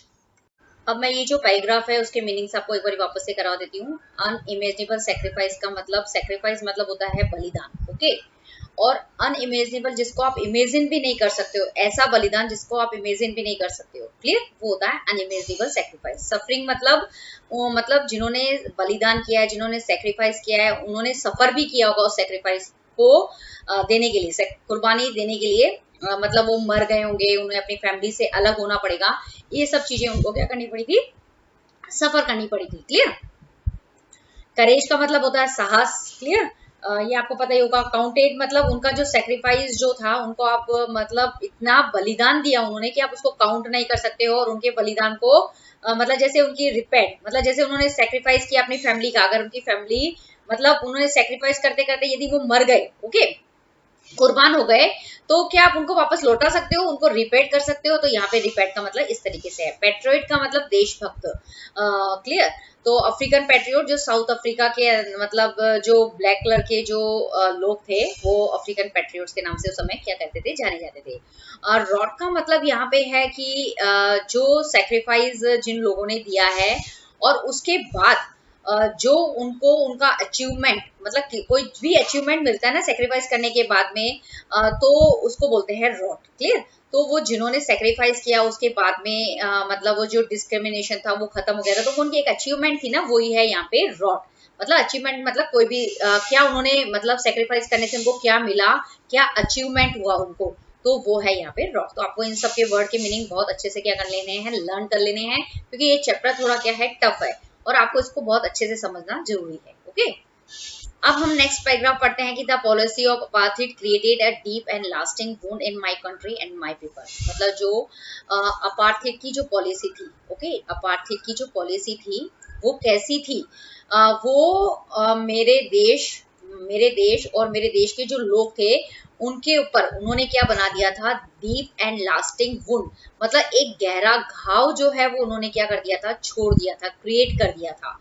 All of us will spend many years, if not generations, recovering from that profound hurt। मतलब ये जो मतलब घाव हमें मतलब ये जो अपार्थित, समझ गए ना अपार्थित क्या होता है? अपार्थित एक ऐसा पॉलिटिकल सिस्टम होता है जिसको किसने बनाया था, साउथ अफ्रीका के गोरे लोग ने बनाया था। और उस अपार्थित की जो पॉलिसी थी उसके अंदर क्या होता था कि जो गोरे लोग जो थे वो उनको गॉड की जैसे माना जाता था, और जो ब्लैक कलर के लोग थे उनको जो स्लेव होते हैं ना, दास, उनकी तरह ट्रीट किया जाता था। तो इसकी वजह से मतलब जो ब्लैक कलर के जो लोग थे साउथ अफ्रीका के अंदर, उसके ऊपर क्या करा था, एक बहुत ही गहरा और बहुत ही लंबे समय तक क्या रहना, मतलब एक घाव जो है वो भर गया था अत्याचार से। मतलब वो इतने परेशान हो गए थे। All of us will spend many years, मतलब सभी लोगों को मतलब टाइम लगेगा, मतलब बहुत सदियां, मतलब इस घाव से उभरने के लिए मतलब क्या लगेगा, बहुत सारे साल लगेंगे, कई मैनी ईयर्स, मतलब इस घाव से उभरने के लिए। इफ नॉट जनरेशन, मतलब आप सदियां ना मानो, मतलब जनरेशंस ना मानो, लेकिन कई साल तो क्या है, इसको घाव को भूलने में आपको लगेंगे ही लगेंगे। जो घाव recovering from that proven hurt, मतलब जो घाव उन गोरे लोगों ने किसको दिए हैं, ब्लैक कलर के लोगों को दिए हैं। यहाँ पे ये समझाया गया है। प्रूवन हर्ट मतलब जो घाव मतलब साउथ अफ्रीका के गोरे लोगों ने किसको दिए हैं, वो मतलब प्रोफंड हर्ट का मतलब है कि डीप एंड स्ट्रॉन्ग हर्ट, मतलब जो गोरे लोग जो थे उन्होंने ब्लैक कलर के लोगों को इतने गहरे और मजबूत घाव दिए हैं कि उनको भूलने के अंदर जनरेशन तो नहीं लेकिन कई साल जरूर लग जाएंगे। क्यों? क्योंकि अब कौन सी गवर्नमेंट बन गई है, डेमोक्रेटिक और नॉन रेशियल गवर्नमेंट बन गई है. But the decade of operations and brutally had another unintended effect, and that was that it's produced the Oliver Thombo's, the Walter Sisula's, the Chief Luthulis, and the Yusuf Dados, and the Bram Fischer, and the Robert Subukovic of our time, men of such extraordinary courage, wisdom, and generosity that their like may never to be know again. Okay तो यहाँ पे ये जो आप कुछ pictures देख रहे हैं वो किसकी है? ओलिवर थोम्बो की है, वॉल्टर सिसुलू की है, चीफ लुथुली, ओके, और Yusuf Dadoo, Bram Fischer and Robert Sobukwe. Okay इनकी पिक्चर्स ये आपको दिखाई गई है. ये क्या है? अफ्रीकन पेट्रोइड्स है, जिन्होंने मतलब साउथ अफ्रीका को अपार्थिड सिस्टम से मतलब खत्म करने के अंदर इन्होंने बहुत ही क्या दिया है? सेक्रीफाइस दिया है. ये इनकी यहाँ पे कुछ नाम दिए गए हैं. तो यहाँ पे हम यहाँ थे कि but the decade of operations and brutally had another intended. लेकिन जो मतलब ये जो मतलब गोरे लोगों ने काले लोगों के ऊपर जो अत्याचार किया है, जो क्रूरता करी है, वो क्या थी? अनइंटेंटेड थी. मतलब उसको कोई भी नहीं चाहता था कि हमारे ऊपर ये अत्याचार हो, हमारे पर ये क्रूरता हो. और इसकी वजह से क्या हुआ कि मतलब इन लोगों मतलब इस अत्याचार और ये जो ब्रूटेलिटी है जो है, इस क्रूरता की वजह से क्या हुए? ऐसे लोग ये जो है Oliver Tambo, Walter सिसुलू, chief Luthuli और यूसुफ दादो, ब्राम फिशर और रॉबर्ट सुबुकू जैसे लोग जो हैं वो यहाँ पे पैदा हुए हैं. ओके इसकी वजह से मतलब अभी हम नेक्स्ट पढ़ने वाले हैं. तो आप देखिए कि यहाँ पे जो भी मतलब प्रॉपर नाउन होता है, प्रॉपर नाउन क्या होता है? पर्सन, प्लेस, एनिमल, थिंग का नाम. तो यहाँ पे आप नाम देख रहे होंगे कि Oliver Tambo, Walter Sisulus, chief Luthulis, Yusuf Dadoos, Bram Fischer, Robert Sobukwes, ये इन नाम के आगे प्रॉपर नाउन है. प्रॉपर नाउन मतलब किसी पर्सन के नेम है, इनके आगे क्या क्या लगे हुए हैं? द लगे हुए हैं. और द के साथ साथ क्या है कि किसी भी नाम के बाद में कभी एस नहीं लगता है. ये भी आप यहाँ पे नोट करेंगे. दूसरी बात, पहले तो क्या है कि प्रॉपर नाउन से पहले द लगा हुआ है, और सेकंड चीज है कि नाम खत्म होने के बाद में एस लगा हुआ है. तो ये किस चीज को रिप्रेजेंट करता है? तो ये बताता है कि ओलिवर थोम्बो जैसे लोग, वॉल्टर सिसुलस जैसे लोग, चीफ लुथुलिस जैसे लोग, यूसुफ दादोस जैसे लोग, ब्रम फिशर जैसे लोग और रॉबर्ट सुबुकिस जैसे लोग इस गोरे लोगों के अत्याचार और क्रूरता की वजह से ऐसे कई लोग जो हैं वो क्या हुए हैं? पैदा हुए हैं. और ये किसका सिंबल है? Courage, wisdom and genuinity at their like may never be known again. इनका जो साहस है, इनका जो साहस है, इनकी जो विजडम है, इनकी जो जेन्युइनिटी है, इनकी जो उदारता जो है, डियर लाइक में मतलब आपको शायद अब मतलब और देखने को नहीं मिलेगी. जितनी ये लोग इतने साहस, इतने विजडम और इतने जेन्युइनिटी, जिन्होंने गोरे लोगों के जो 300 साल तक जो अत्याचार और जो ब्रूटलिटी, जो क्रूरता सहन करी है, उसकी वजह से ही जो अपार्थिद का जो सिस्टम है वो क्या हुआ है? खत्म हुआ है. तो perhaps it requires such as depth of operation to create such height of characters. तो यहाँ पे ये बताया गया है कि मतलब यदि इस तरह के कैरेक्टर्स वाले लोग, मतलब इतने महान लोग, सच हाइट्स ऑफ कैरेक्टर्स का मतलब क्या हुआ यहाँ पे कि इस तरह के महान लोग जिनके अंदर इतना साहस, इतना विजडम, इतनी जेन्युइनिटी हो, तो यदि इस तरह के लोगों को क्रिएट करना है, बनाना है, तो उसके लिए इतने अत्याचार जो होते हैं उसके मतलब क्या होती है? रिक्वायरमेंट होती है. तो ये कहने का मतलब होता है कि मतलब जो आदमी होता है, मनुष्य जो होता है, यदि वो मुश्किलों का सामना करता है तो कुछ तो टूट जाते हैं और कुछ बिखर जाते हैं. तो जो बिखरने वाले जो लोग हैं वो इन लोगों में से ही आप क्या कर सकते हो? उनको मान सकते हो. क्लियर?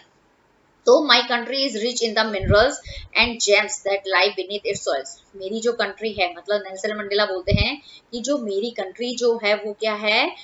उसकी जो जमीन जो है उसके नीचे, बीनीथ द सॉइल, उस सॉइल के नीचे बहुत मतलब ऐसे तो बहुत सारे मिनरल्स हैं, जेम्स है मतलब ठीक है ना, मतलब बहुत सारे हीरे जवाहरात सब कुछ है मेरे साउथ अफ्रीका की धरती के नीचे.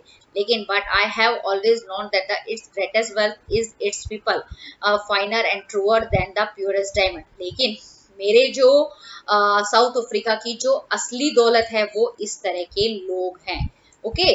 और यही जो लोग हैं वो प्योर डायमंड से भी ज्यादा क्या हैं, सच्चे हैं, ट्रूअर हैं और फाइनर है, मतलब प्योर है और ट्रूअर है, मतलब उनका कंपैरिजन ये जो लोग हैं, ओके, ये जितने भी लोग हैं, ओलिवर थोम्बो, वॉटर सिसुलस, चीत लुथुली, यूसुफ दादो, द ब्राम फिशर, रोबोट सुबु भी जैसे लोग जो हैं उनकी कंपैरिजन किससे किया गया है, प्योरेस्ट डायमंड से किया गया है, ओके। तो यहाँ पे लोगों के सेक्रीफाइस को उन्होंने क्या किया है, मतलब जैसे याद करते हैं ना, तो वो चीज वो यहाँ पे याद कर रहे हैं, ये उनकी जेन्युइनिटी, ये उनकी मतलब वो देखो मतलब वो अपने लिए नहीं कह रहे हैं, वो उन लोगों के लिए कह रहे हैं जिन्होंने एक लंबे समय तक क्या किया है, मतलब बलिदान सेक्रीफाइस किया है उनको, और उन जैसे लोगों को, इन जैसे लोगों को, clear, that is very important. और बहुत ही अच्छा चैप्टर है, इसको आप अच्छे से पढ़िए तो आपको अच्छे से समझ में भी आ जाएगा, ओके।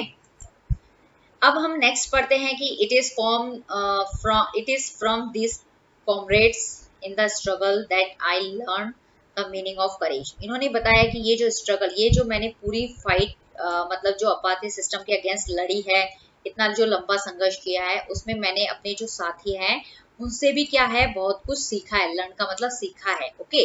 क्या सीखा है कि मतलब साहस का, जो करेज का जो है वो असली मीनिंग क्या होता है। Time and again, I have seen men and women risk and give their lives for an idea.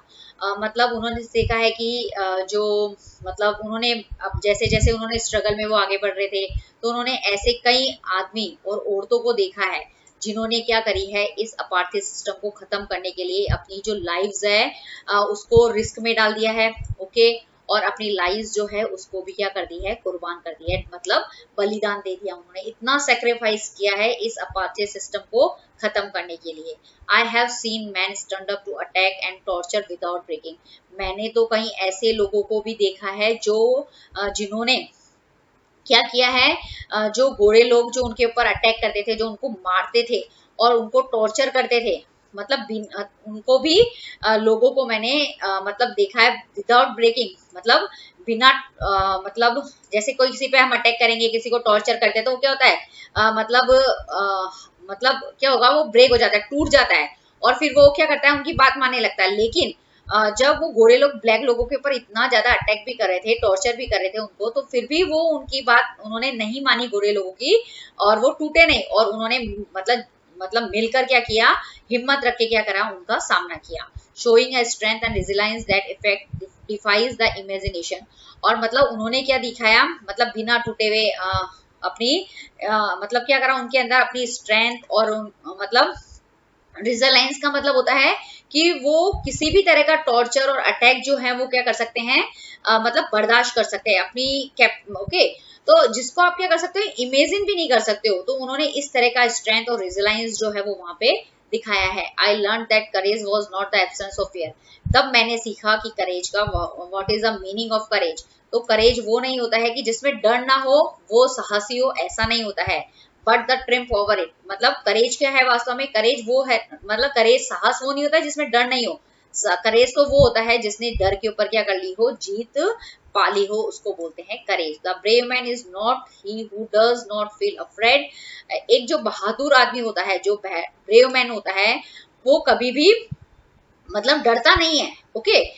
Who does not feel मतलब जिसमें डर नहीं हो वो ब्रेव नहीं है। लेकिन ब्रेव मैन क्या है, बट हु कन्क्वेट द फियर, जिसने डर को जीत लिया हो वो ब्रेव मैन है। तो यहाँ पे ब्रेव का जो है असली डेफिनेशन, जो करेज जो है उसका हमारे को यहाँ पे डेफिनेशन समझाया है इस पैराग्राफ के अंदर, कि जो करेज जो होता है वो होता है कि जिसके अंदर मतलब जिसमें वो होता है कि जिसमें हम डर महसूस ना करें, वो करेज नहीं है, बल्कि अगर हम डर के ऊपर जीत पाले तो वो होती है करेज, साहस जिसको हम बोलते हैं। तो यहाँ पे रेजिलियंस जो वर्ड है उसका मीनिंग है the ability to deal with any kind of hardship and recover from its effect. मतलब रेजिलियंस मतलब यदि आप क्या कर रहे हैं, यदि आपके ऊपर कोई भी क्या डाल रहा है, कोई भी अटैक कर रहा है, टॉर्चर कर रहा है, तो आपके अंदर क्या है, एबिलिटी है हर टॉर्चर को, हर अटैक को डील करने की, हर तरह की जो कैपेसिटी है, हर तरह का जो हार्डशिप है और उससे रिकवर होने का जो तरीका है, अगर वो आप में अंदर है तो उस वर्ड को बोलते हैं हम रेजिलेंस। आपको मतलब समझ में आ गया कि जो गोरे लोग जो थे वो काले लोगों के ऊपर क्या करते थे, उनको टॉर्चर करते थे, उनके ऊपर अटैक करते थे, तो ये इफेक्ट के अंदर आ गया। तो जो उन्होंने टॉर्चर किया है, उनके ऊपर अटैक किया है, तो उनको मतलब उन ब्लैक लोगों के अंदर उस टॉर्चर और अटैक को डील करने की क्या थी, एक हार्डशिप थी। मतलब वो और उनसे किस तरीके से वो वापस उस मतलब उनके ऊपर कुछ असर नहीं होना, मतलब उनके अटैक का और टॉर्चर का, वो टूटते नहीं थे कुल मिला के। ओके, तो ये यहाँ पे इसके अंदर करेज और ये सब आपको क्या बताया गया पूरे,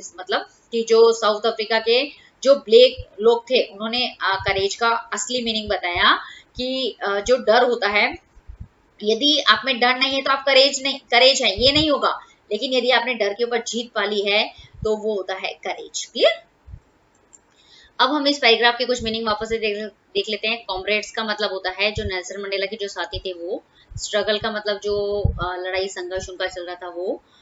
टॉर्चर का मतलब होता है कि किसी के ऊपर किसी को टॉर्चर करते हैं, किसी को मतलब चिढ़ाते हैं, किसी के ऊपर अत्याचार करते हैं। इमेजिनेशन मतलब कल्पना, जिसकी आप कल्पना नहीं कर सकते हो। कन्क्वायर का मतलब होता है जीत।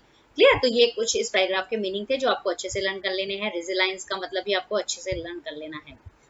अब हम नेक्स्ट पढ़ते हैं कि no one is born hating another person because of the color of his skin or his background or his religions। मतलब कोई भी आदमी जो पैदा होता है वो दूसरे पर्सन से जो होता है वो हेट नहीं करता है। ओके, क्योंकि मतलब हेट नहीं कर सकता है कि इस वजह से कि मतलब कलर के बेस के ऊपर उसे हेट नहीं कर सकता है, या फिर उसका बैकग्राउंड जो है उसके बेस पे हेट नहीं कर सकता है, या फिर धर्म के आधार पे मतलब वो है हेट नहीं कर सकता है। मतलब कोई भी आदमी अगर जैसे ही जन्म लेता है वो दूसरे पर्सन से जो होता है वो कलर के बेस पे, बैकग्राउंड के बेस पे, धर्म के बेस पे हेट नहीं कर सकता, क्योंकि उसको तो पता ही नहीं होता है कि what is colour, what is background and what is religions. तो अगर उनको कलर, बैकग्राउंड, रिलीजन्स, इनका मतलब धर्म, इनका मतलब ही पता नहीं होगा तो वो मतलब हेट कैसे करेगा। हेट का मतलब होता है नफरत करना। Okay, people must learn to hate. जो लोग होते हैं वो उनको क्या करते हैं, हेट करना जो है वो सिखाते हैं। And they can learn to hate. यदि लोग बाग उनको मतलब हेट करना सिखाते हैं तो या वो उनको क्या कर सकते हैं, मतलब यदि if they can learn to hate, तो यदि वो हेट करना सीखते हैं तो they can be taught to love. तो वो प्यार करना भी क्या कर सकते हैं, सीख सकते हैं। For loves come from more naturally to the human heart than its opposite. तो इसमें यही बताया गया है कि जो कोई भी ह्यूमन मतलब जो मतलब कोई भी अगर बच्चा पैदा होता है ना, तो उसके ह्यूमन हार्ट के अंदर वो प्यार करना जो है, लव जो है वो जल्दी सीख जाता है, क्योंकि प्यार करना जो होता है वो उसका ह्यूमन हार्ट का नेचर ही होता है कि वो मतलब नेचुरली क्या होता है, बहुत जल्दी प्यार करना सीखता है। लेकिन यदि उसको हेट करना है किसी चीज से तो उसको थोड़ा क्या होता है, टाइम लगता है। तो यहाँ पे लव और हेट के बीच में डिफरेंस बताया गया है कि मतलब कोई भी जना है यदि आप उसको हेट करना सिखाते हैं तो प्यार करना भी क्या कर सकते हो, वो सीख सकता है। ओके, अब है नेक्स्ट कि even the grimmest times in prison when my comrades and I were pushed to our limits, I would see a glimmer of humanity in one of the guards, perhaps just for a second, but it was enough to reassure me and keep me going। तो यहाँ पे बताया गया है कि मतलब जब मैं प्रिजन के अंदर था ना, तो सब मेरा जो प्रिजन के अंदर जो टाइम था वो सबसे ग्रीमेस्ट टाइम था, मतलब सबसे दुख भरा टाइम था वो।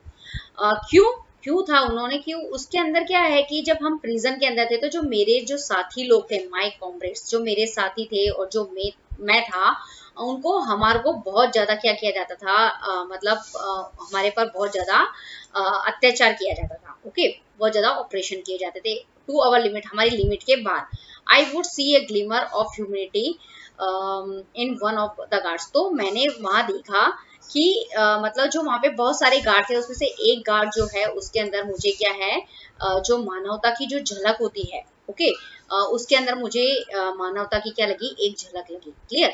पर जस्ट फॉर अ सेकेंड, एक क्षण के लिए मुझे ऐसे लगा कि मतलब जो वहां पे बहुत सारे गार्ड है उसमें से एक गार्ड के अंदर क्या है, मानवता की झलक है। मतलब उसको थोड़ी क्या आई होगी, दया आई होगी। दूसरे गार्ड तो उनके ऊपर बहुत सारा अटैक कर रहे होंगे, लेकिन उनमें से एक गार्ड जो है उसको ऐसा लगता होगा, दुख होता होगा कि इनके पर कैसे मतलब ये उनको टॉर्चर कर रहे हैं, उनको मार रहे हैं, कर रहे हैं।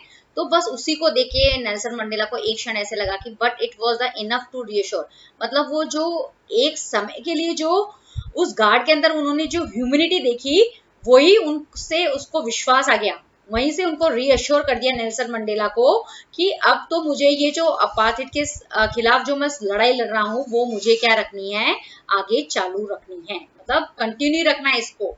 Men's good night is the flame that can be hidden but never extinguish. जो आदमी की जो गुडनेस जो होती है वो एक आग होती है, ओके, जिसको आप क्या कर सकते हो, हिडन तो कर सकते हो लेकिन उसको बुझा नहीं सकते, उसको एक्सटिंग्विश नहीं कर सकते हो।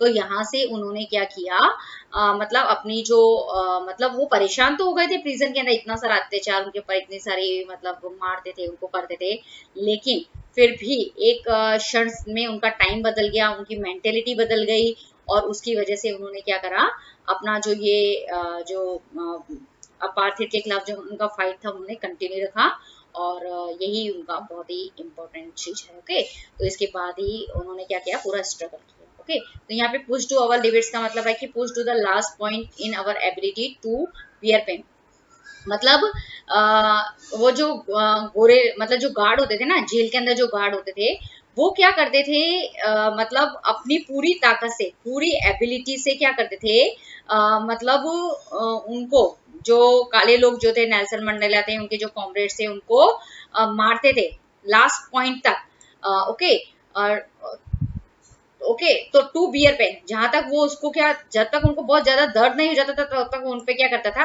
मतलब उनको मारे जाते थे, तब तक मतलब उनकी लिमिट ही खत्म हो जाती थी। इसके बाद शायद वो सहन ना कर पाए, एक लिमिट वो हो जाती थी। ओके, तो यहाँ पे इसका मीनिंग, आपको जितने भी ये मीनिंग है ना वो आपको अच्छे से कर लेने हैं। बहुत ही इंपॉर्टेंट चैप्टर है, बहुत ही इंटरेस्टिंग है, लेकिन थोड़ा लेंथी है, लेकिन आपको ये अच्छे से करना है। क्लियर?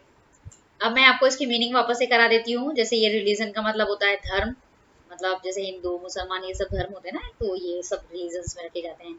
अब ब्राह्मण, इस तरीके के जो ग्रीमियस टाइम का मतलब होता है सबसे दुख भरा समय जो होता है जेल के अंदर, जो होता है वो कोई अच्छा टाइम तो होता नहीं है, सबसे सैडेस्ट टाइम होता है, सबसे एक खराब टाइम होता है। कॉमरेड्स मतलब साथी, ग्लिमर ऑफ ह्यूमैनिटी मतलब मानवता की झलक, और फ्लेम का मतलब आग, ठीक है, और एक्सटिंग्विश का मतलब होता है खत्म हो जाना, हिडन का मतलब होता है छुपाना।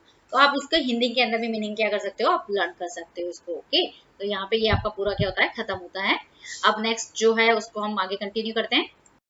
ये यहाँ चैप्टर से रिलेटेड कुछ क्वेश्चन आंसर्स दिए गए हैं, जिसमें कुछ पूछा गया है कि why do the military generals do, मतलब जो मिलिट्री के जो जनरल्स थे वो क्या करते थे। Okay, how has their attitude change and why, मतलब पहले जो मिलिट्री के जो जनरल्स थे वो नेल्सन मंडेला को क्या करते थे, सैल्यूट भी नहीं करते थे, उनको बहुत क्या करते थे, उनके ऊपर अत्याचार करते थे। लेकिन how has their attitude is change and why, फिर उनका एटीट्यूड जो है वो क्यों बदल, मतलब कैसे बदल गया और क्यों बदल गया। ओके, ये हमने पूरा चैप्टर एक्सप्लेन किया है, वो आपको अब क्या करना है, समझना। क्योंकि इसलिए बदल गया था कि जो नेल्सन मंडेला जो थे वो साउथ अफ्रीका के ब्लैक फर्स्ट प्रेसिडेंट थे, उन्होंने अपार्थित का जो सिस्टम था वो चेंज कर दिया था, जिसमें काले और जो ब्लैक और व्हाइट कलर के जो लोग थे उनके बीच में कोई भेदभाव नहीं होता था। ओके, इसकी वजह से जो मिलिट्री जो जनरल थे उनका एटीट्यूड जो है वो बदल गया था। Why were two national anthem song sung, कि मतलब जो साउथ अफ्रीका के अंदर दो तरह के लोग थे, एक तो व्हाइट स्किन वाले, एक ब्लैक स्किन वाले, तो दोनों तरह के सॉन्ग क्यों गाते थे वो, क्योंकि मतलब वहां पे सब लोगों को फ्रीडम थी, कोई भी वहां पे कुछ भी कर सकता था। ओके, तो उनको इक्वली क्या दिए गए थे, राइट्स दिए गए थे, इक्वली फ्रीडम दी गई थी।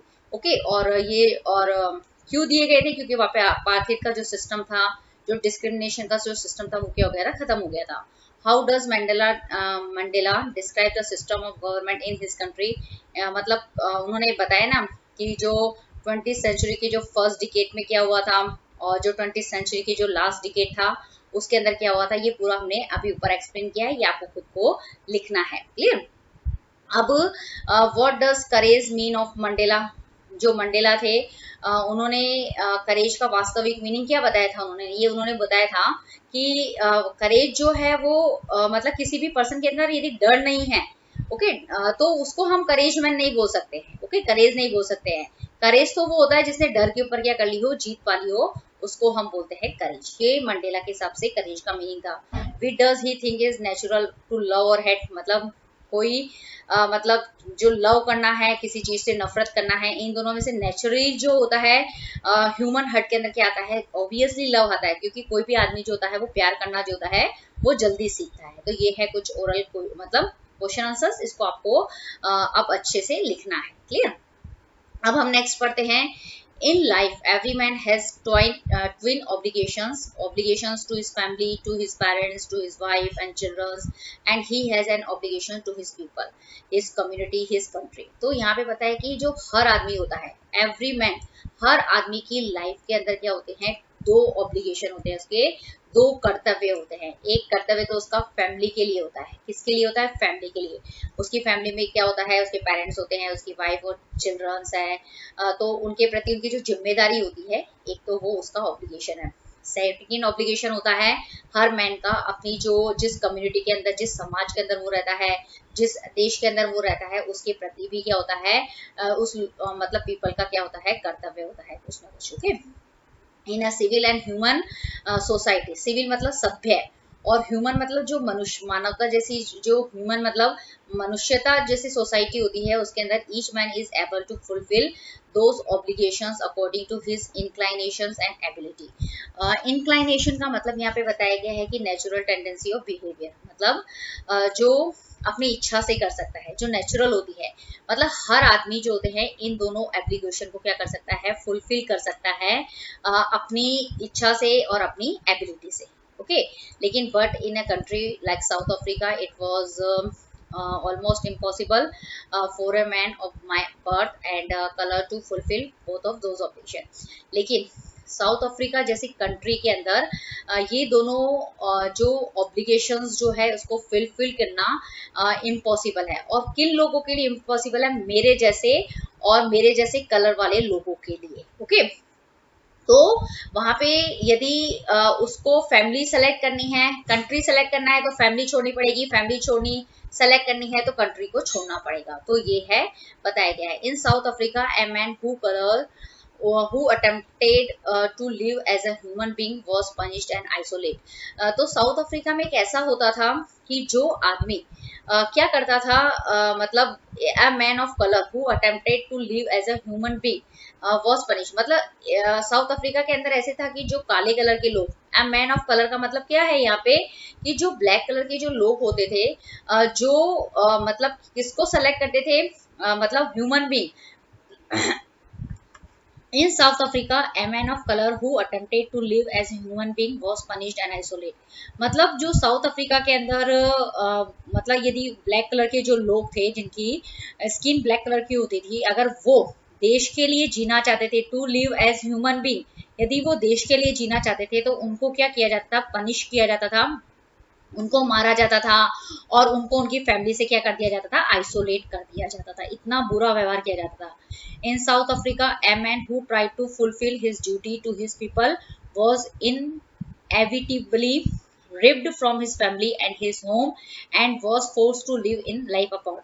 मतलब यहाँ पे यही बताया गया है कि साउथ अफ्रीका में क्या है कि जो आदमी यदि वो क्या करेगा कि मतलब fulfil his duty to his people, यदि वो लोगों के लिए अगर अपनी ड्यूटी क्या करेगा, मतलब करेगा, उनकी देश के लिए सेवा करेगा, तो उसको क्या कर दिया जाता था, उसकी फैमिली से क्या कर दिया जाता था, मतलब इनएविटेबली, मतलब पूरा उसकी फैमिली से क्या कर देते थे, उसको अलग कर देते, और उसकी फैमिली उसके घर से क्या कर देते थे, उसको अलग कर देते थे, और उसको ऐसा मतलब इतना फोर्स करते थे कि वो क्या करे, मतलब एकदम अपनी जिंदगी जो है वो अलग जाकर जिए। Okay. Equivalent existence of secrecy and rebellion, और उसको उसका जो जीवन होता था, फिर उसको कैसी जिंदगी जीनी पड़ती थी, अंधकार वाली जिंदगी जो है उसको जीना पड़ता था। ट्विल लाइक एक्सिस्टेंस का मतलब होता है अंधकार वाली जिंदगी। Okay.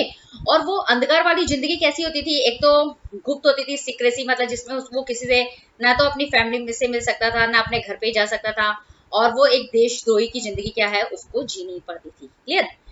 I did not in the beginning choose to place my people above my family. पहले तो सबसे पहले I did not in the beginning, starting के अंदर, इन द बिगनिंग मतलब स्टार्टिंग के अंदर जो है मैंने मतलब अपनी फैमिली को क्या करा, चुना कंपैरेटिवली देश के, माय पीपल, देश के बदले मैंने अपनी फैमिली को क्या किया, सेलेक्ट किया, but in attempting to serve my people. लेकिन फिर मैंने सोच, यदि मैं क्या करूंगा, मेरे देश के लिए काम करूंगा, तो आई फाउंड, तो मैंने देखा कि I was prevented from fulfilling my obligations as a son, brother, father and husband. तो मेरी जो कर्तव्य है, यदि मैंने देश के लोगों के लिए काम किया, तो जो मेरा ऑब्लिगेशन एक भाई, एक बेटा, एक भाई और एक फादर और एक हस्बैंड का जो मेरा कर्तव्य है, तो उससे मुझे क्या कर दिया जाएगा, प्रिवेंट कर दिया जाएगा। इसलिए मैंने क्या करा, अपनी फैमिली को क्या किया, सबसे पहले मतलब चूज किया कंपैरेटिवली देश के। क्लियर? तो यहाँ पे कुछ मीनिंग्स है जिसको हम देख लेते हैं। ट्विन ऑब्लिगेशन का मतलब कर्तव्य, दो कर्तव्य। कम्युनिटी का मतलब होता है समाज, समुदाय, ये सब। और इंक्लाइनेशन एंड एबिलिटीज का मतलब होता है जिसको हम क्या करते हैं, जो मतलब इच्छा से करते हैं, सामर्थ्य से हम क्या कर सकते हैं, हमारे कर्तव्य को क्या कर सकते हैं, पूरा कर सकता है हर आदमी, उस चीज के लिए आया है। अटेम्प्टेड का मतलब आपको सेलेक्ट करना, मतलब यदि अटेम्प्ट करना, किसी चीज को चुनना। ओके, पनिश्ड और आइसोलेट का मतलब सजा देना, उसको अलग अलग रखना, आइसोलेट मतलब अलग अलग रखना। इनएविटेबली रिब्ड का मतलब होता है कि उसके घर से क्या कर देना, उसको अलग कर देना एक तरीके से। Twilight existence of secrecy and rebellion मतलब अंधकार वाली जो जिंदगी है वो कैसी होती है, गुप्त और देशद्रोही वाली जो जिंदगी होती है ना, उसको बोलते हैं ट्विलाइट एक्सिस्टेंस। प्रिवेंटेड का मतलब रोक देना। ओके, ये कुछ वर्ड के या मीनिंग है जो आपको अच्छे से क्या कर लेने हैं, लर्न कर लेने हैं। I was not born with hunger to be free मतलब जैसे ही मैं पैदा हुआ था, नेल्सन मंडेला बोलते हैं, तो मेरे अंदर फ्रीडम की तब से भूख नहीं थी। ओके, तो आई वॉज बॉर्न फ्री, मैं फ्री हुआ था, free in every way that I could know मतलब जैसा कि मैं जानता हूँ, मैं तो हर तरह से क्या था, फ्री था। Clear? Free to run in the field मतलब नियर माई मदर्स हट मतलब जहाँ हम रहते थे वहाँ के जो फील्ड के अंदर मैं है फ्री मतलब घूम सकता था। Free to swim in the clear stream that ran through my village जो मेरे गाँव के से मतलब जो नदी मतलब स्ट्रीम जो है वो गुजरती थी, उसमें मैं मतलब स्विम भी कर सकता था।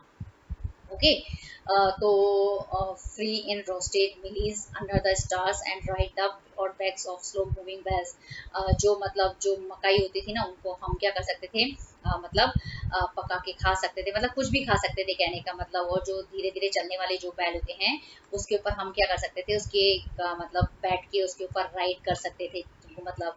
as long as I obeyed my father and abided by the customs of my tribe, I was not troubled by the laws of man or God मतलब मुझे ये पक्का पता है कि जब तक हमने क्या करा, अपने फादर का क्या किया, कहना माना, जैसे जैसे उन्होंने किया, और हमारे जो ट्राइब के जो कस्टम थे उसको फॉलो किया हमने, उसको मतलब जैसे हमारे मतलब कस्टम्स होते थे, जैसे मेरे फादर्स जो बोलते थे, अगर हम वैसे वैसे करते तो मुझे तो कोई परेशानी नहीं हुई मतलब भगवान से या फिर जो लॉज ऑफ मैन जो होते हैं मतलब कानूनन जो होते हैं ना, उनसे मुझे मतलब कोई परेशानी नहीं। मतलब हम कुल मिला के हर तरह से क्या थे, फ्री थे। ओके, फ्रीडम का मतलब ये था उस समय उनके लिए।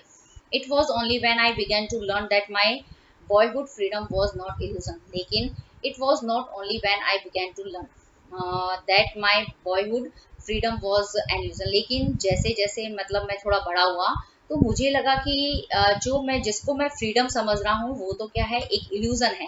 इल्यूजन का मतलब यह है कि something that appears to be real but it is not मतलब आपको लगेगा कि वो क्या है, रियल है, लेकिन वो आपके लिए क्या होती है, रियल नहीं होती। मतलब आपको सब जगह से मतलब आप घूम सकते हो, जा सकते हो, खेल सकते हो, ये तो मतलब आपको लगता है कि ये सब चीजें फ्रीडम है, लेकिन दूसरी जो चीजें जो करनी हो वो आप नहीं कर सकते हो। तो इसका कहने का मतलब क्या हुआ, ये जो है वो फ्री मतलब क्या है, छला मतलब छल एक तरीके से मतलब इमेज मतलब रियल नहीं है।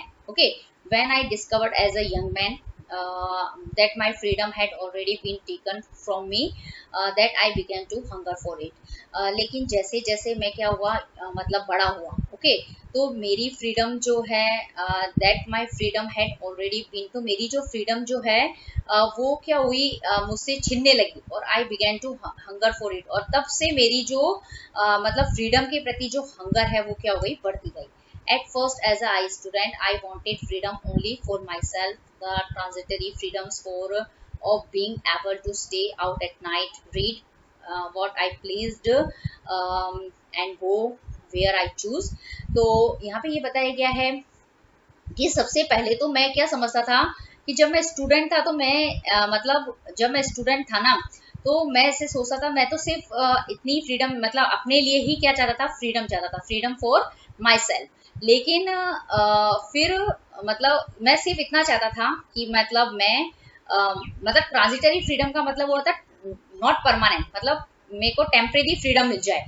मतलब टेम्परेरी फ्रीडम का मतलब होता है कि मैं रात के अंदर क्या हूँ, मतलब कहीं पे भी जा सकूँ, और मतलब जहाँ पे मेरी इच्छा हो मैं वहाँ पे क्या कर सकूँ, पढ़ सकूँ, और जहाँ पे मैं जाना चाहूँ मैं वहाँ पे जा सकूँ। मेरे लिए फ्रीडम का मतलब सिर्फ इतना ही था। Later as a young man in Johannesburg I yearn for the basic and honorable freedom of achieving my potential, of earning my keep, of marrying and having a family, the freedom not to be obstructed in a lawful life। मतलब फिर इसके बाद क्या हुआ, जब मैं बड़ा हो गया, स्टूडेंट से थोड़ा बड़ा हुआ, तब मैं क्या कहाँ था, जॉन्सबर्ग पे था। क्लियर। तब मुझे ऐसा लगा कि मुझे कुछ बेसिक और मतलब इज्जतदार फ्रीडम चाहिए, ठीक है, आज़ादी चाहिए। तो उसमें क्या होता है कि जिस उसकी वजह से मैं क्या कर सकता था, अपने पोटेंशियल को मतलब कर सकता था, काम में ले सकता था। ओके। तो मतलब जब बड़े हो जाते हैं तो आपको क्या होता है कि आपको कुछ ना कुछ अर्न करना पड़ता है, तो उसकी भी फ्रीडम होनी चाहिए ना कि हाँ मतलब आपको ये जो काम में आपकी परफेक्शन हो, आप वो काम करो, तो आपको क्या लगता है कि आपको ऑनरेबल फ्रीडम मिली है, तो आपको इस तरह की फ्रीडम उसको चाहिए होती है। फिर उसके बाद था कि वो मतलब उसको मतलब शादी करने की और फैमिली उसकी बने, उसके बाद में इस तरह की फ्रीडम उसको चाहिए थी। और इस तरह की फ्रीडम भी थी कि freedom not to be obstructed, मतलब फिर उसको अगर फैमिली बन जाए तो उसकी फैमिली के अंदर जो उसकी लॉफुल लाइफ है, मतलब जिसमें वो लॉयर है, तो उसकी लाइफ के अंदर कोई भी मतलब क्या करे, ऑब्स्ट्रक्ट न करे, मना न करे, इस तरह की फ्रीडम जो है उसको चाहिए थी। Okay. But then I slowly saw that not only was I not free, but my brothers and sisters were not free। जब मैं लेकिन तब जब मैंने देखा कि सिर्फ मैं ही फ्री नहीं हूँ, मतलब मुझे ही फ्रीडम नहीं है, बल्कि इसके साथ साथ जो मेरे दूसरे भाई और बहन है वो भी क्या है, फ्री नहीं है। ओके। तो मतलब कुल मिला के जो साउथ अफ्रीका के अंदर ऑल ओवर जो ब्लैक कलर के जो लोग हैं उनको फ्रीडम नहीं थी। I saw that it was not just my freedom that was the brutalized, but the freedom of everyone who looked like I did।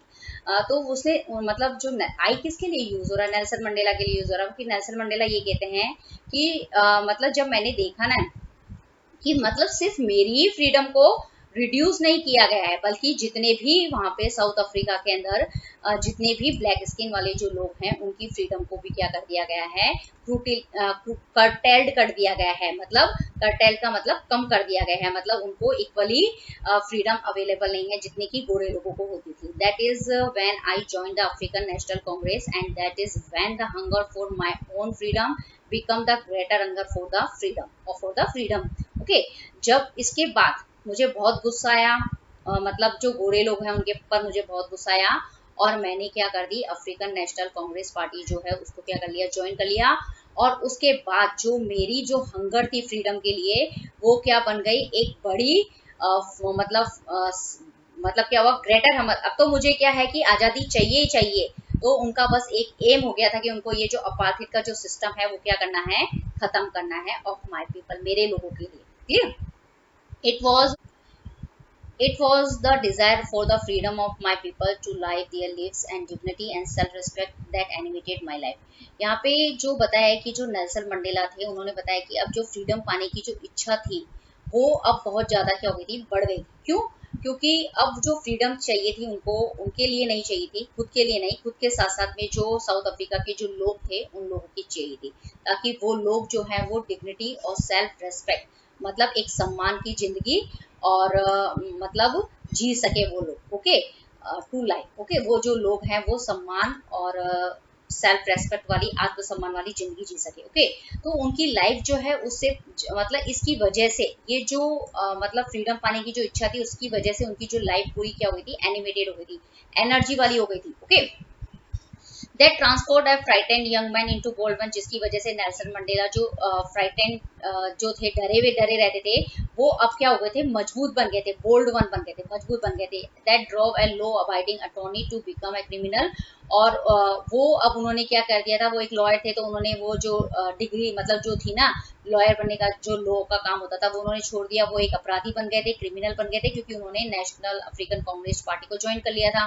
That turn a family loving husband into a man without a home. और जो एक अपनी family को जो प्यार करने वाला था, जो अपने मदर फादर बीवी बच्चों से प्यार करता था, उसने अपने घर को क्या कर दिया, छोड़ दिया। ओके, लेफ्ट मतलब बिना घर के रह मतलब घर से चला गया। Okay, that force a life loving man, जो मतलब जो अपनी जिंदगी को प्यार करता था, फैमिली लविंग मैन थे, लाइफ लविंग मैन थे, वो क्या हो गए, एक सन्यासी बन गए। मतलब उन्हें अपनी फैमिली से कोई मतलब नहीं है, उन्हें तो अपनी देश के लिए क्या करना है, अब काम करना है। क्लियर?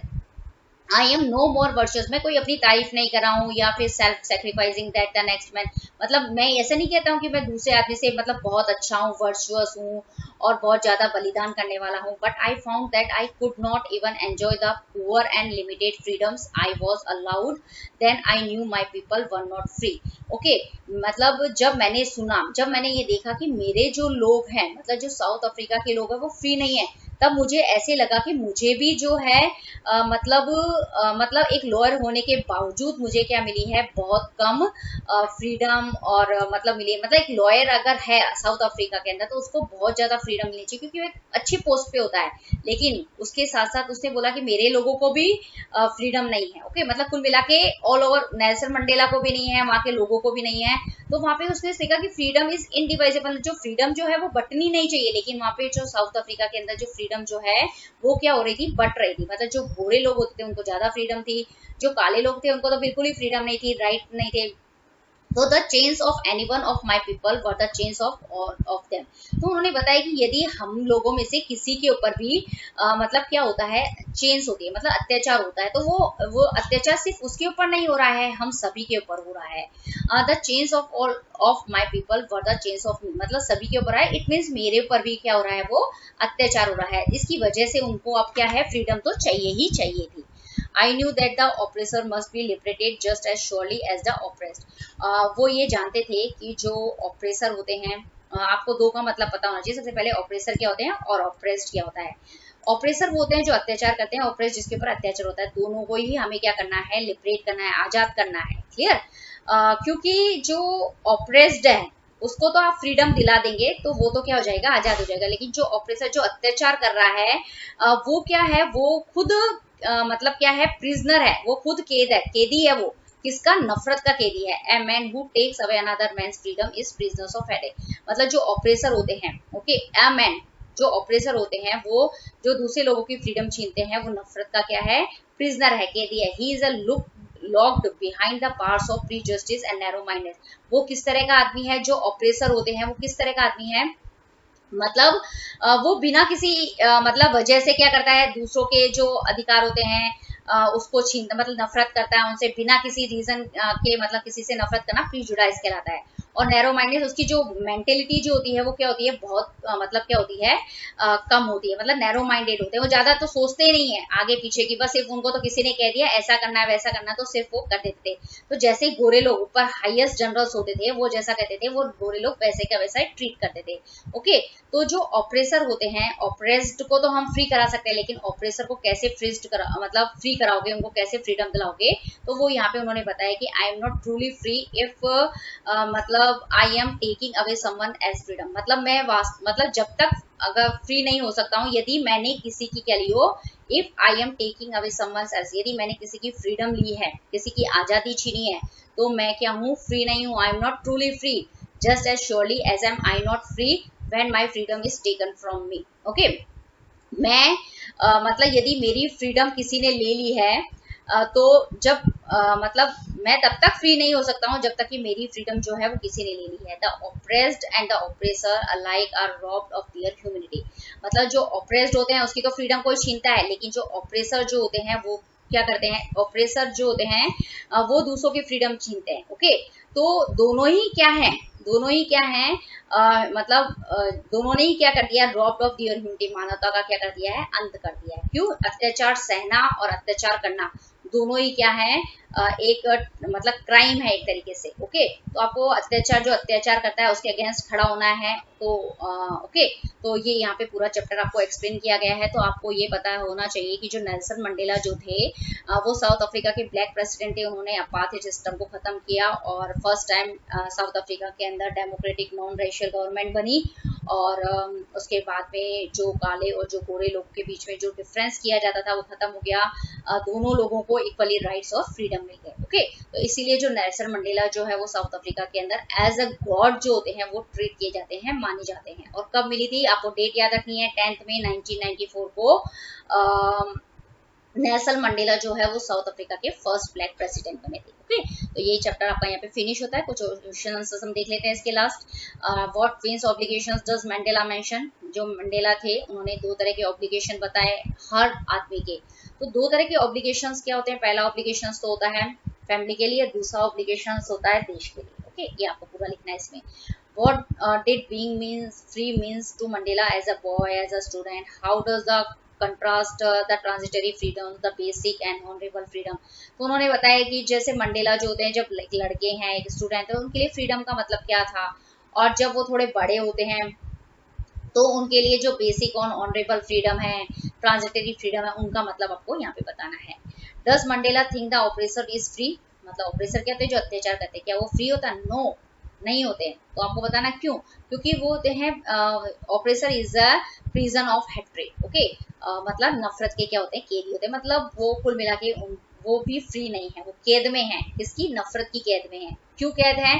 क्योंकि उनकी जो मेंटेलिटी है वो नैरो माइंडेड है, वो प्रिजुडाइज है, जो किसी बिना रीजन के दूसरों से क्या करते हैं, हेट करते हैं। ओके, तो यहाँ पे आपका ये क्वेश्चन आंसर्स चैप्टर्स पूरा फिनिश होता है। तो ये बहुत लेंथी चैप्टर था, होप है आपको पसंद आया होगा। तो लुक एंड लर्न क्लासेस को सब्सक्राइब कर जरूर कीजिए, लाइक जरूर कीजिए, मोटिवेशन बढ़ाने के लिए। Okay, thank you very much.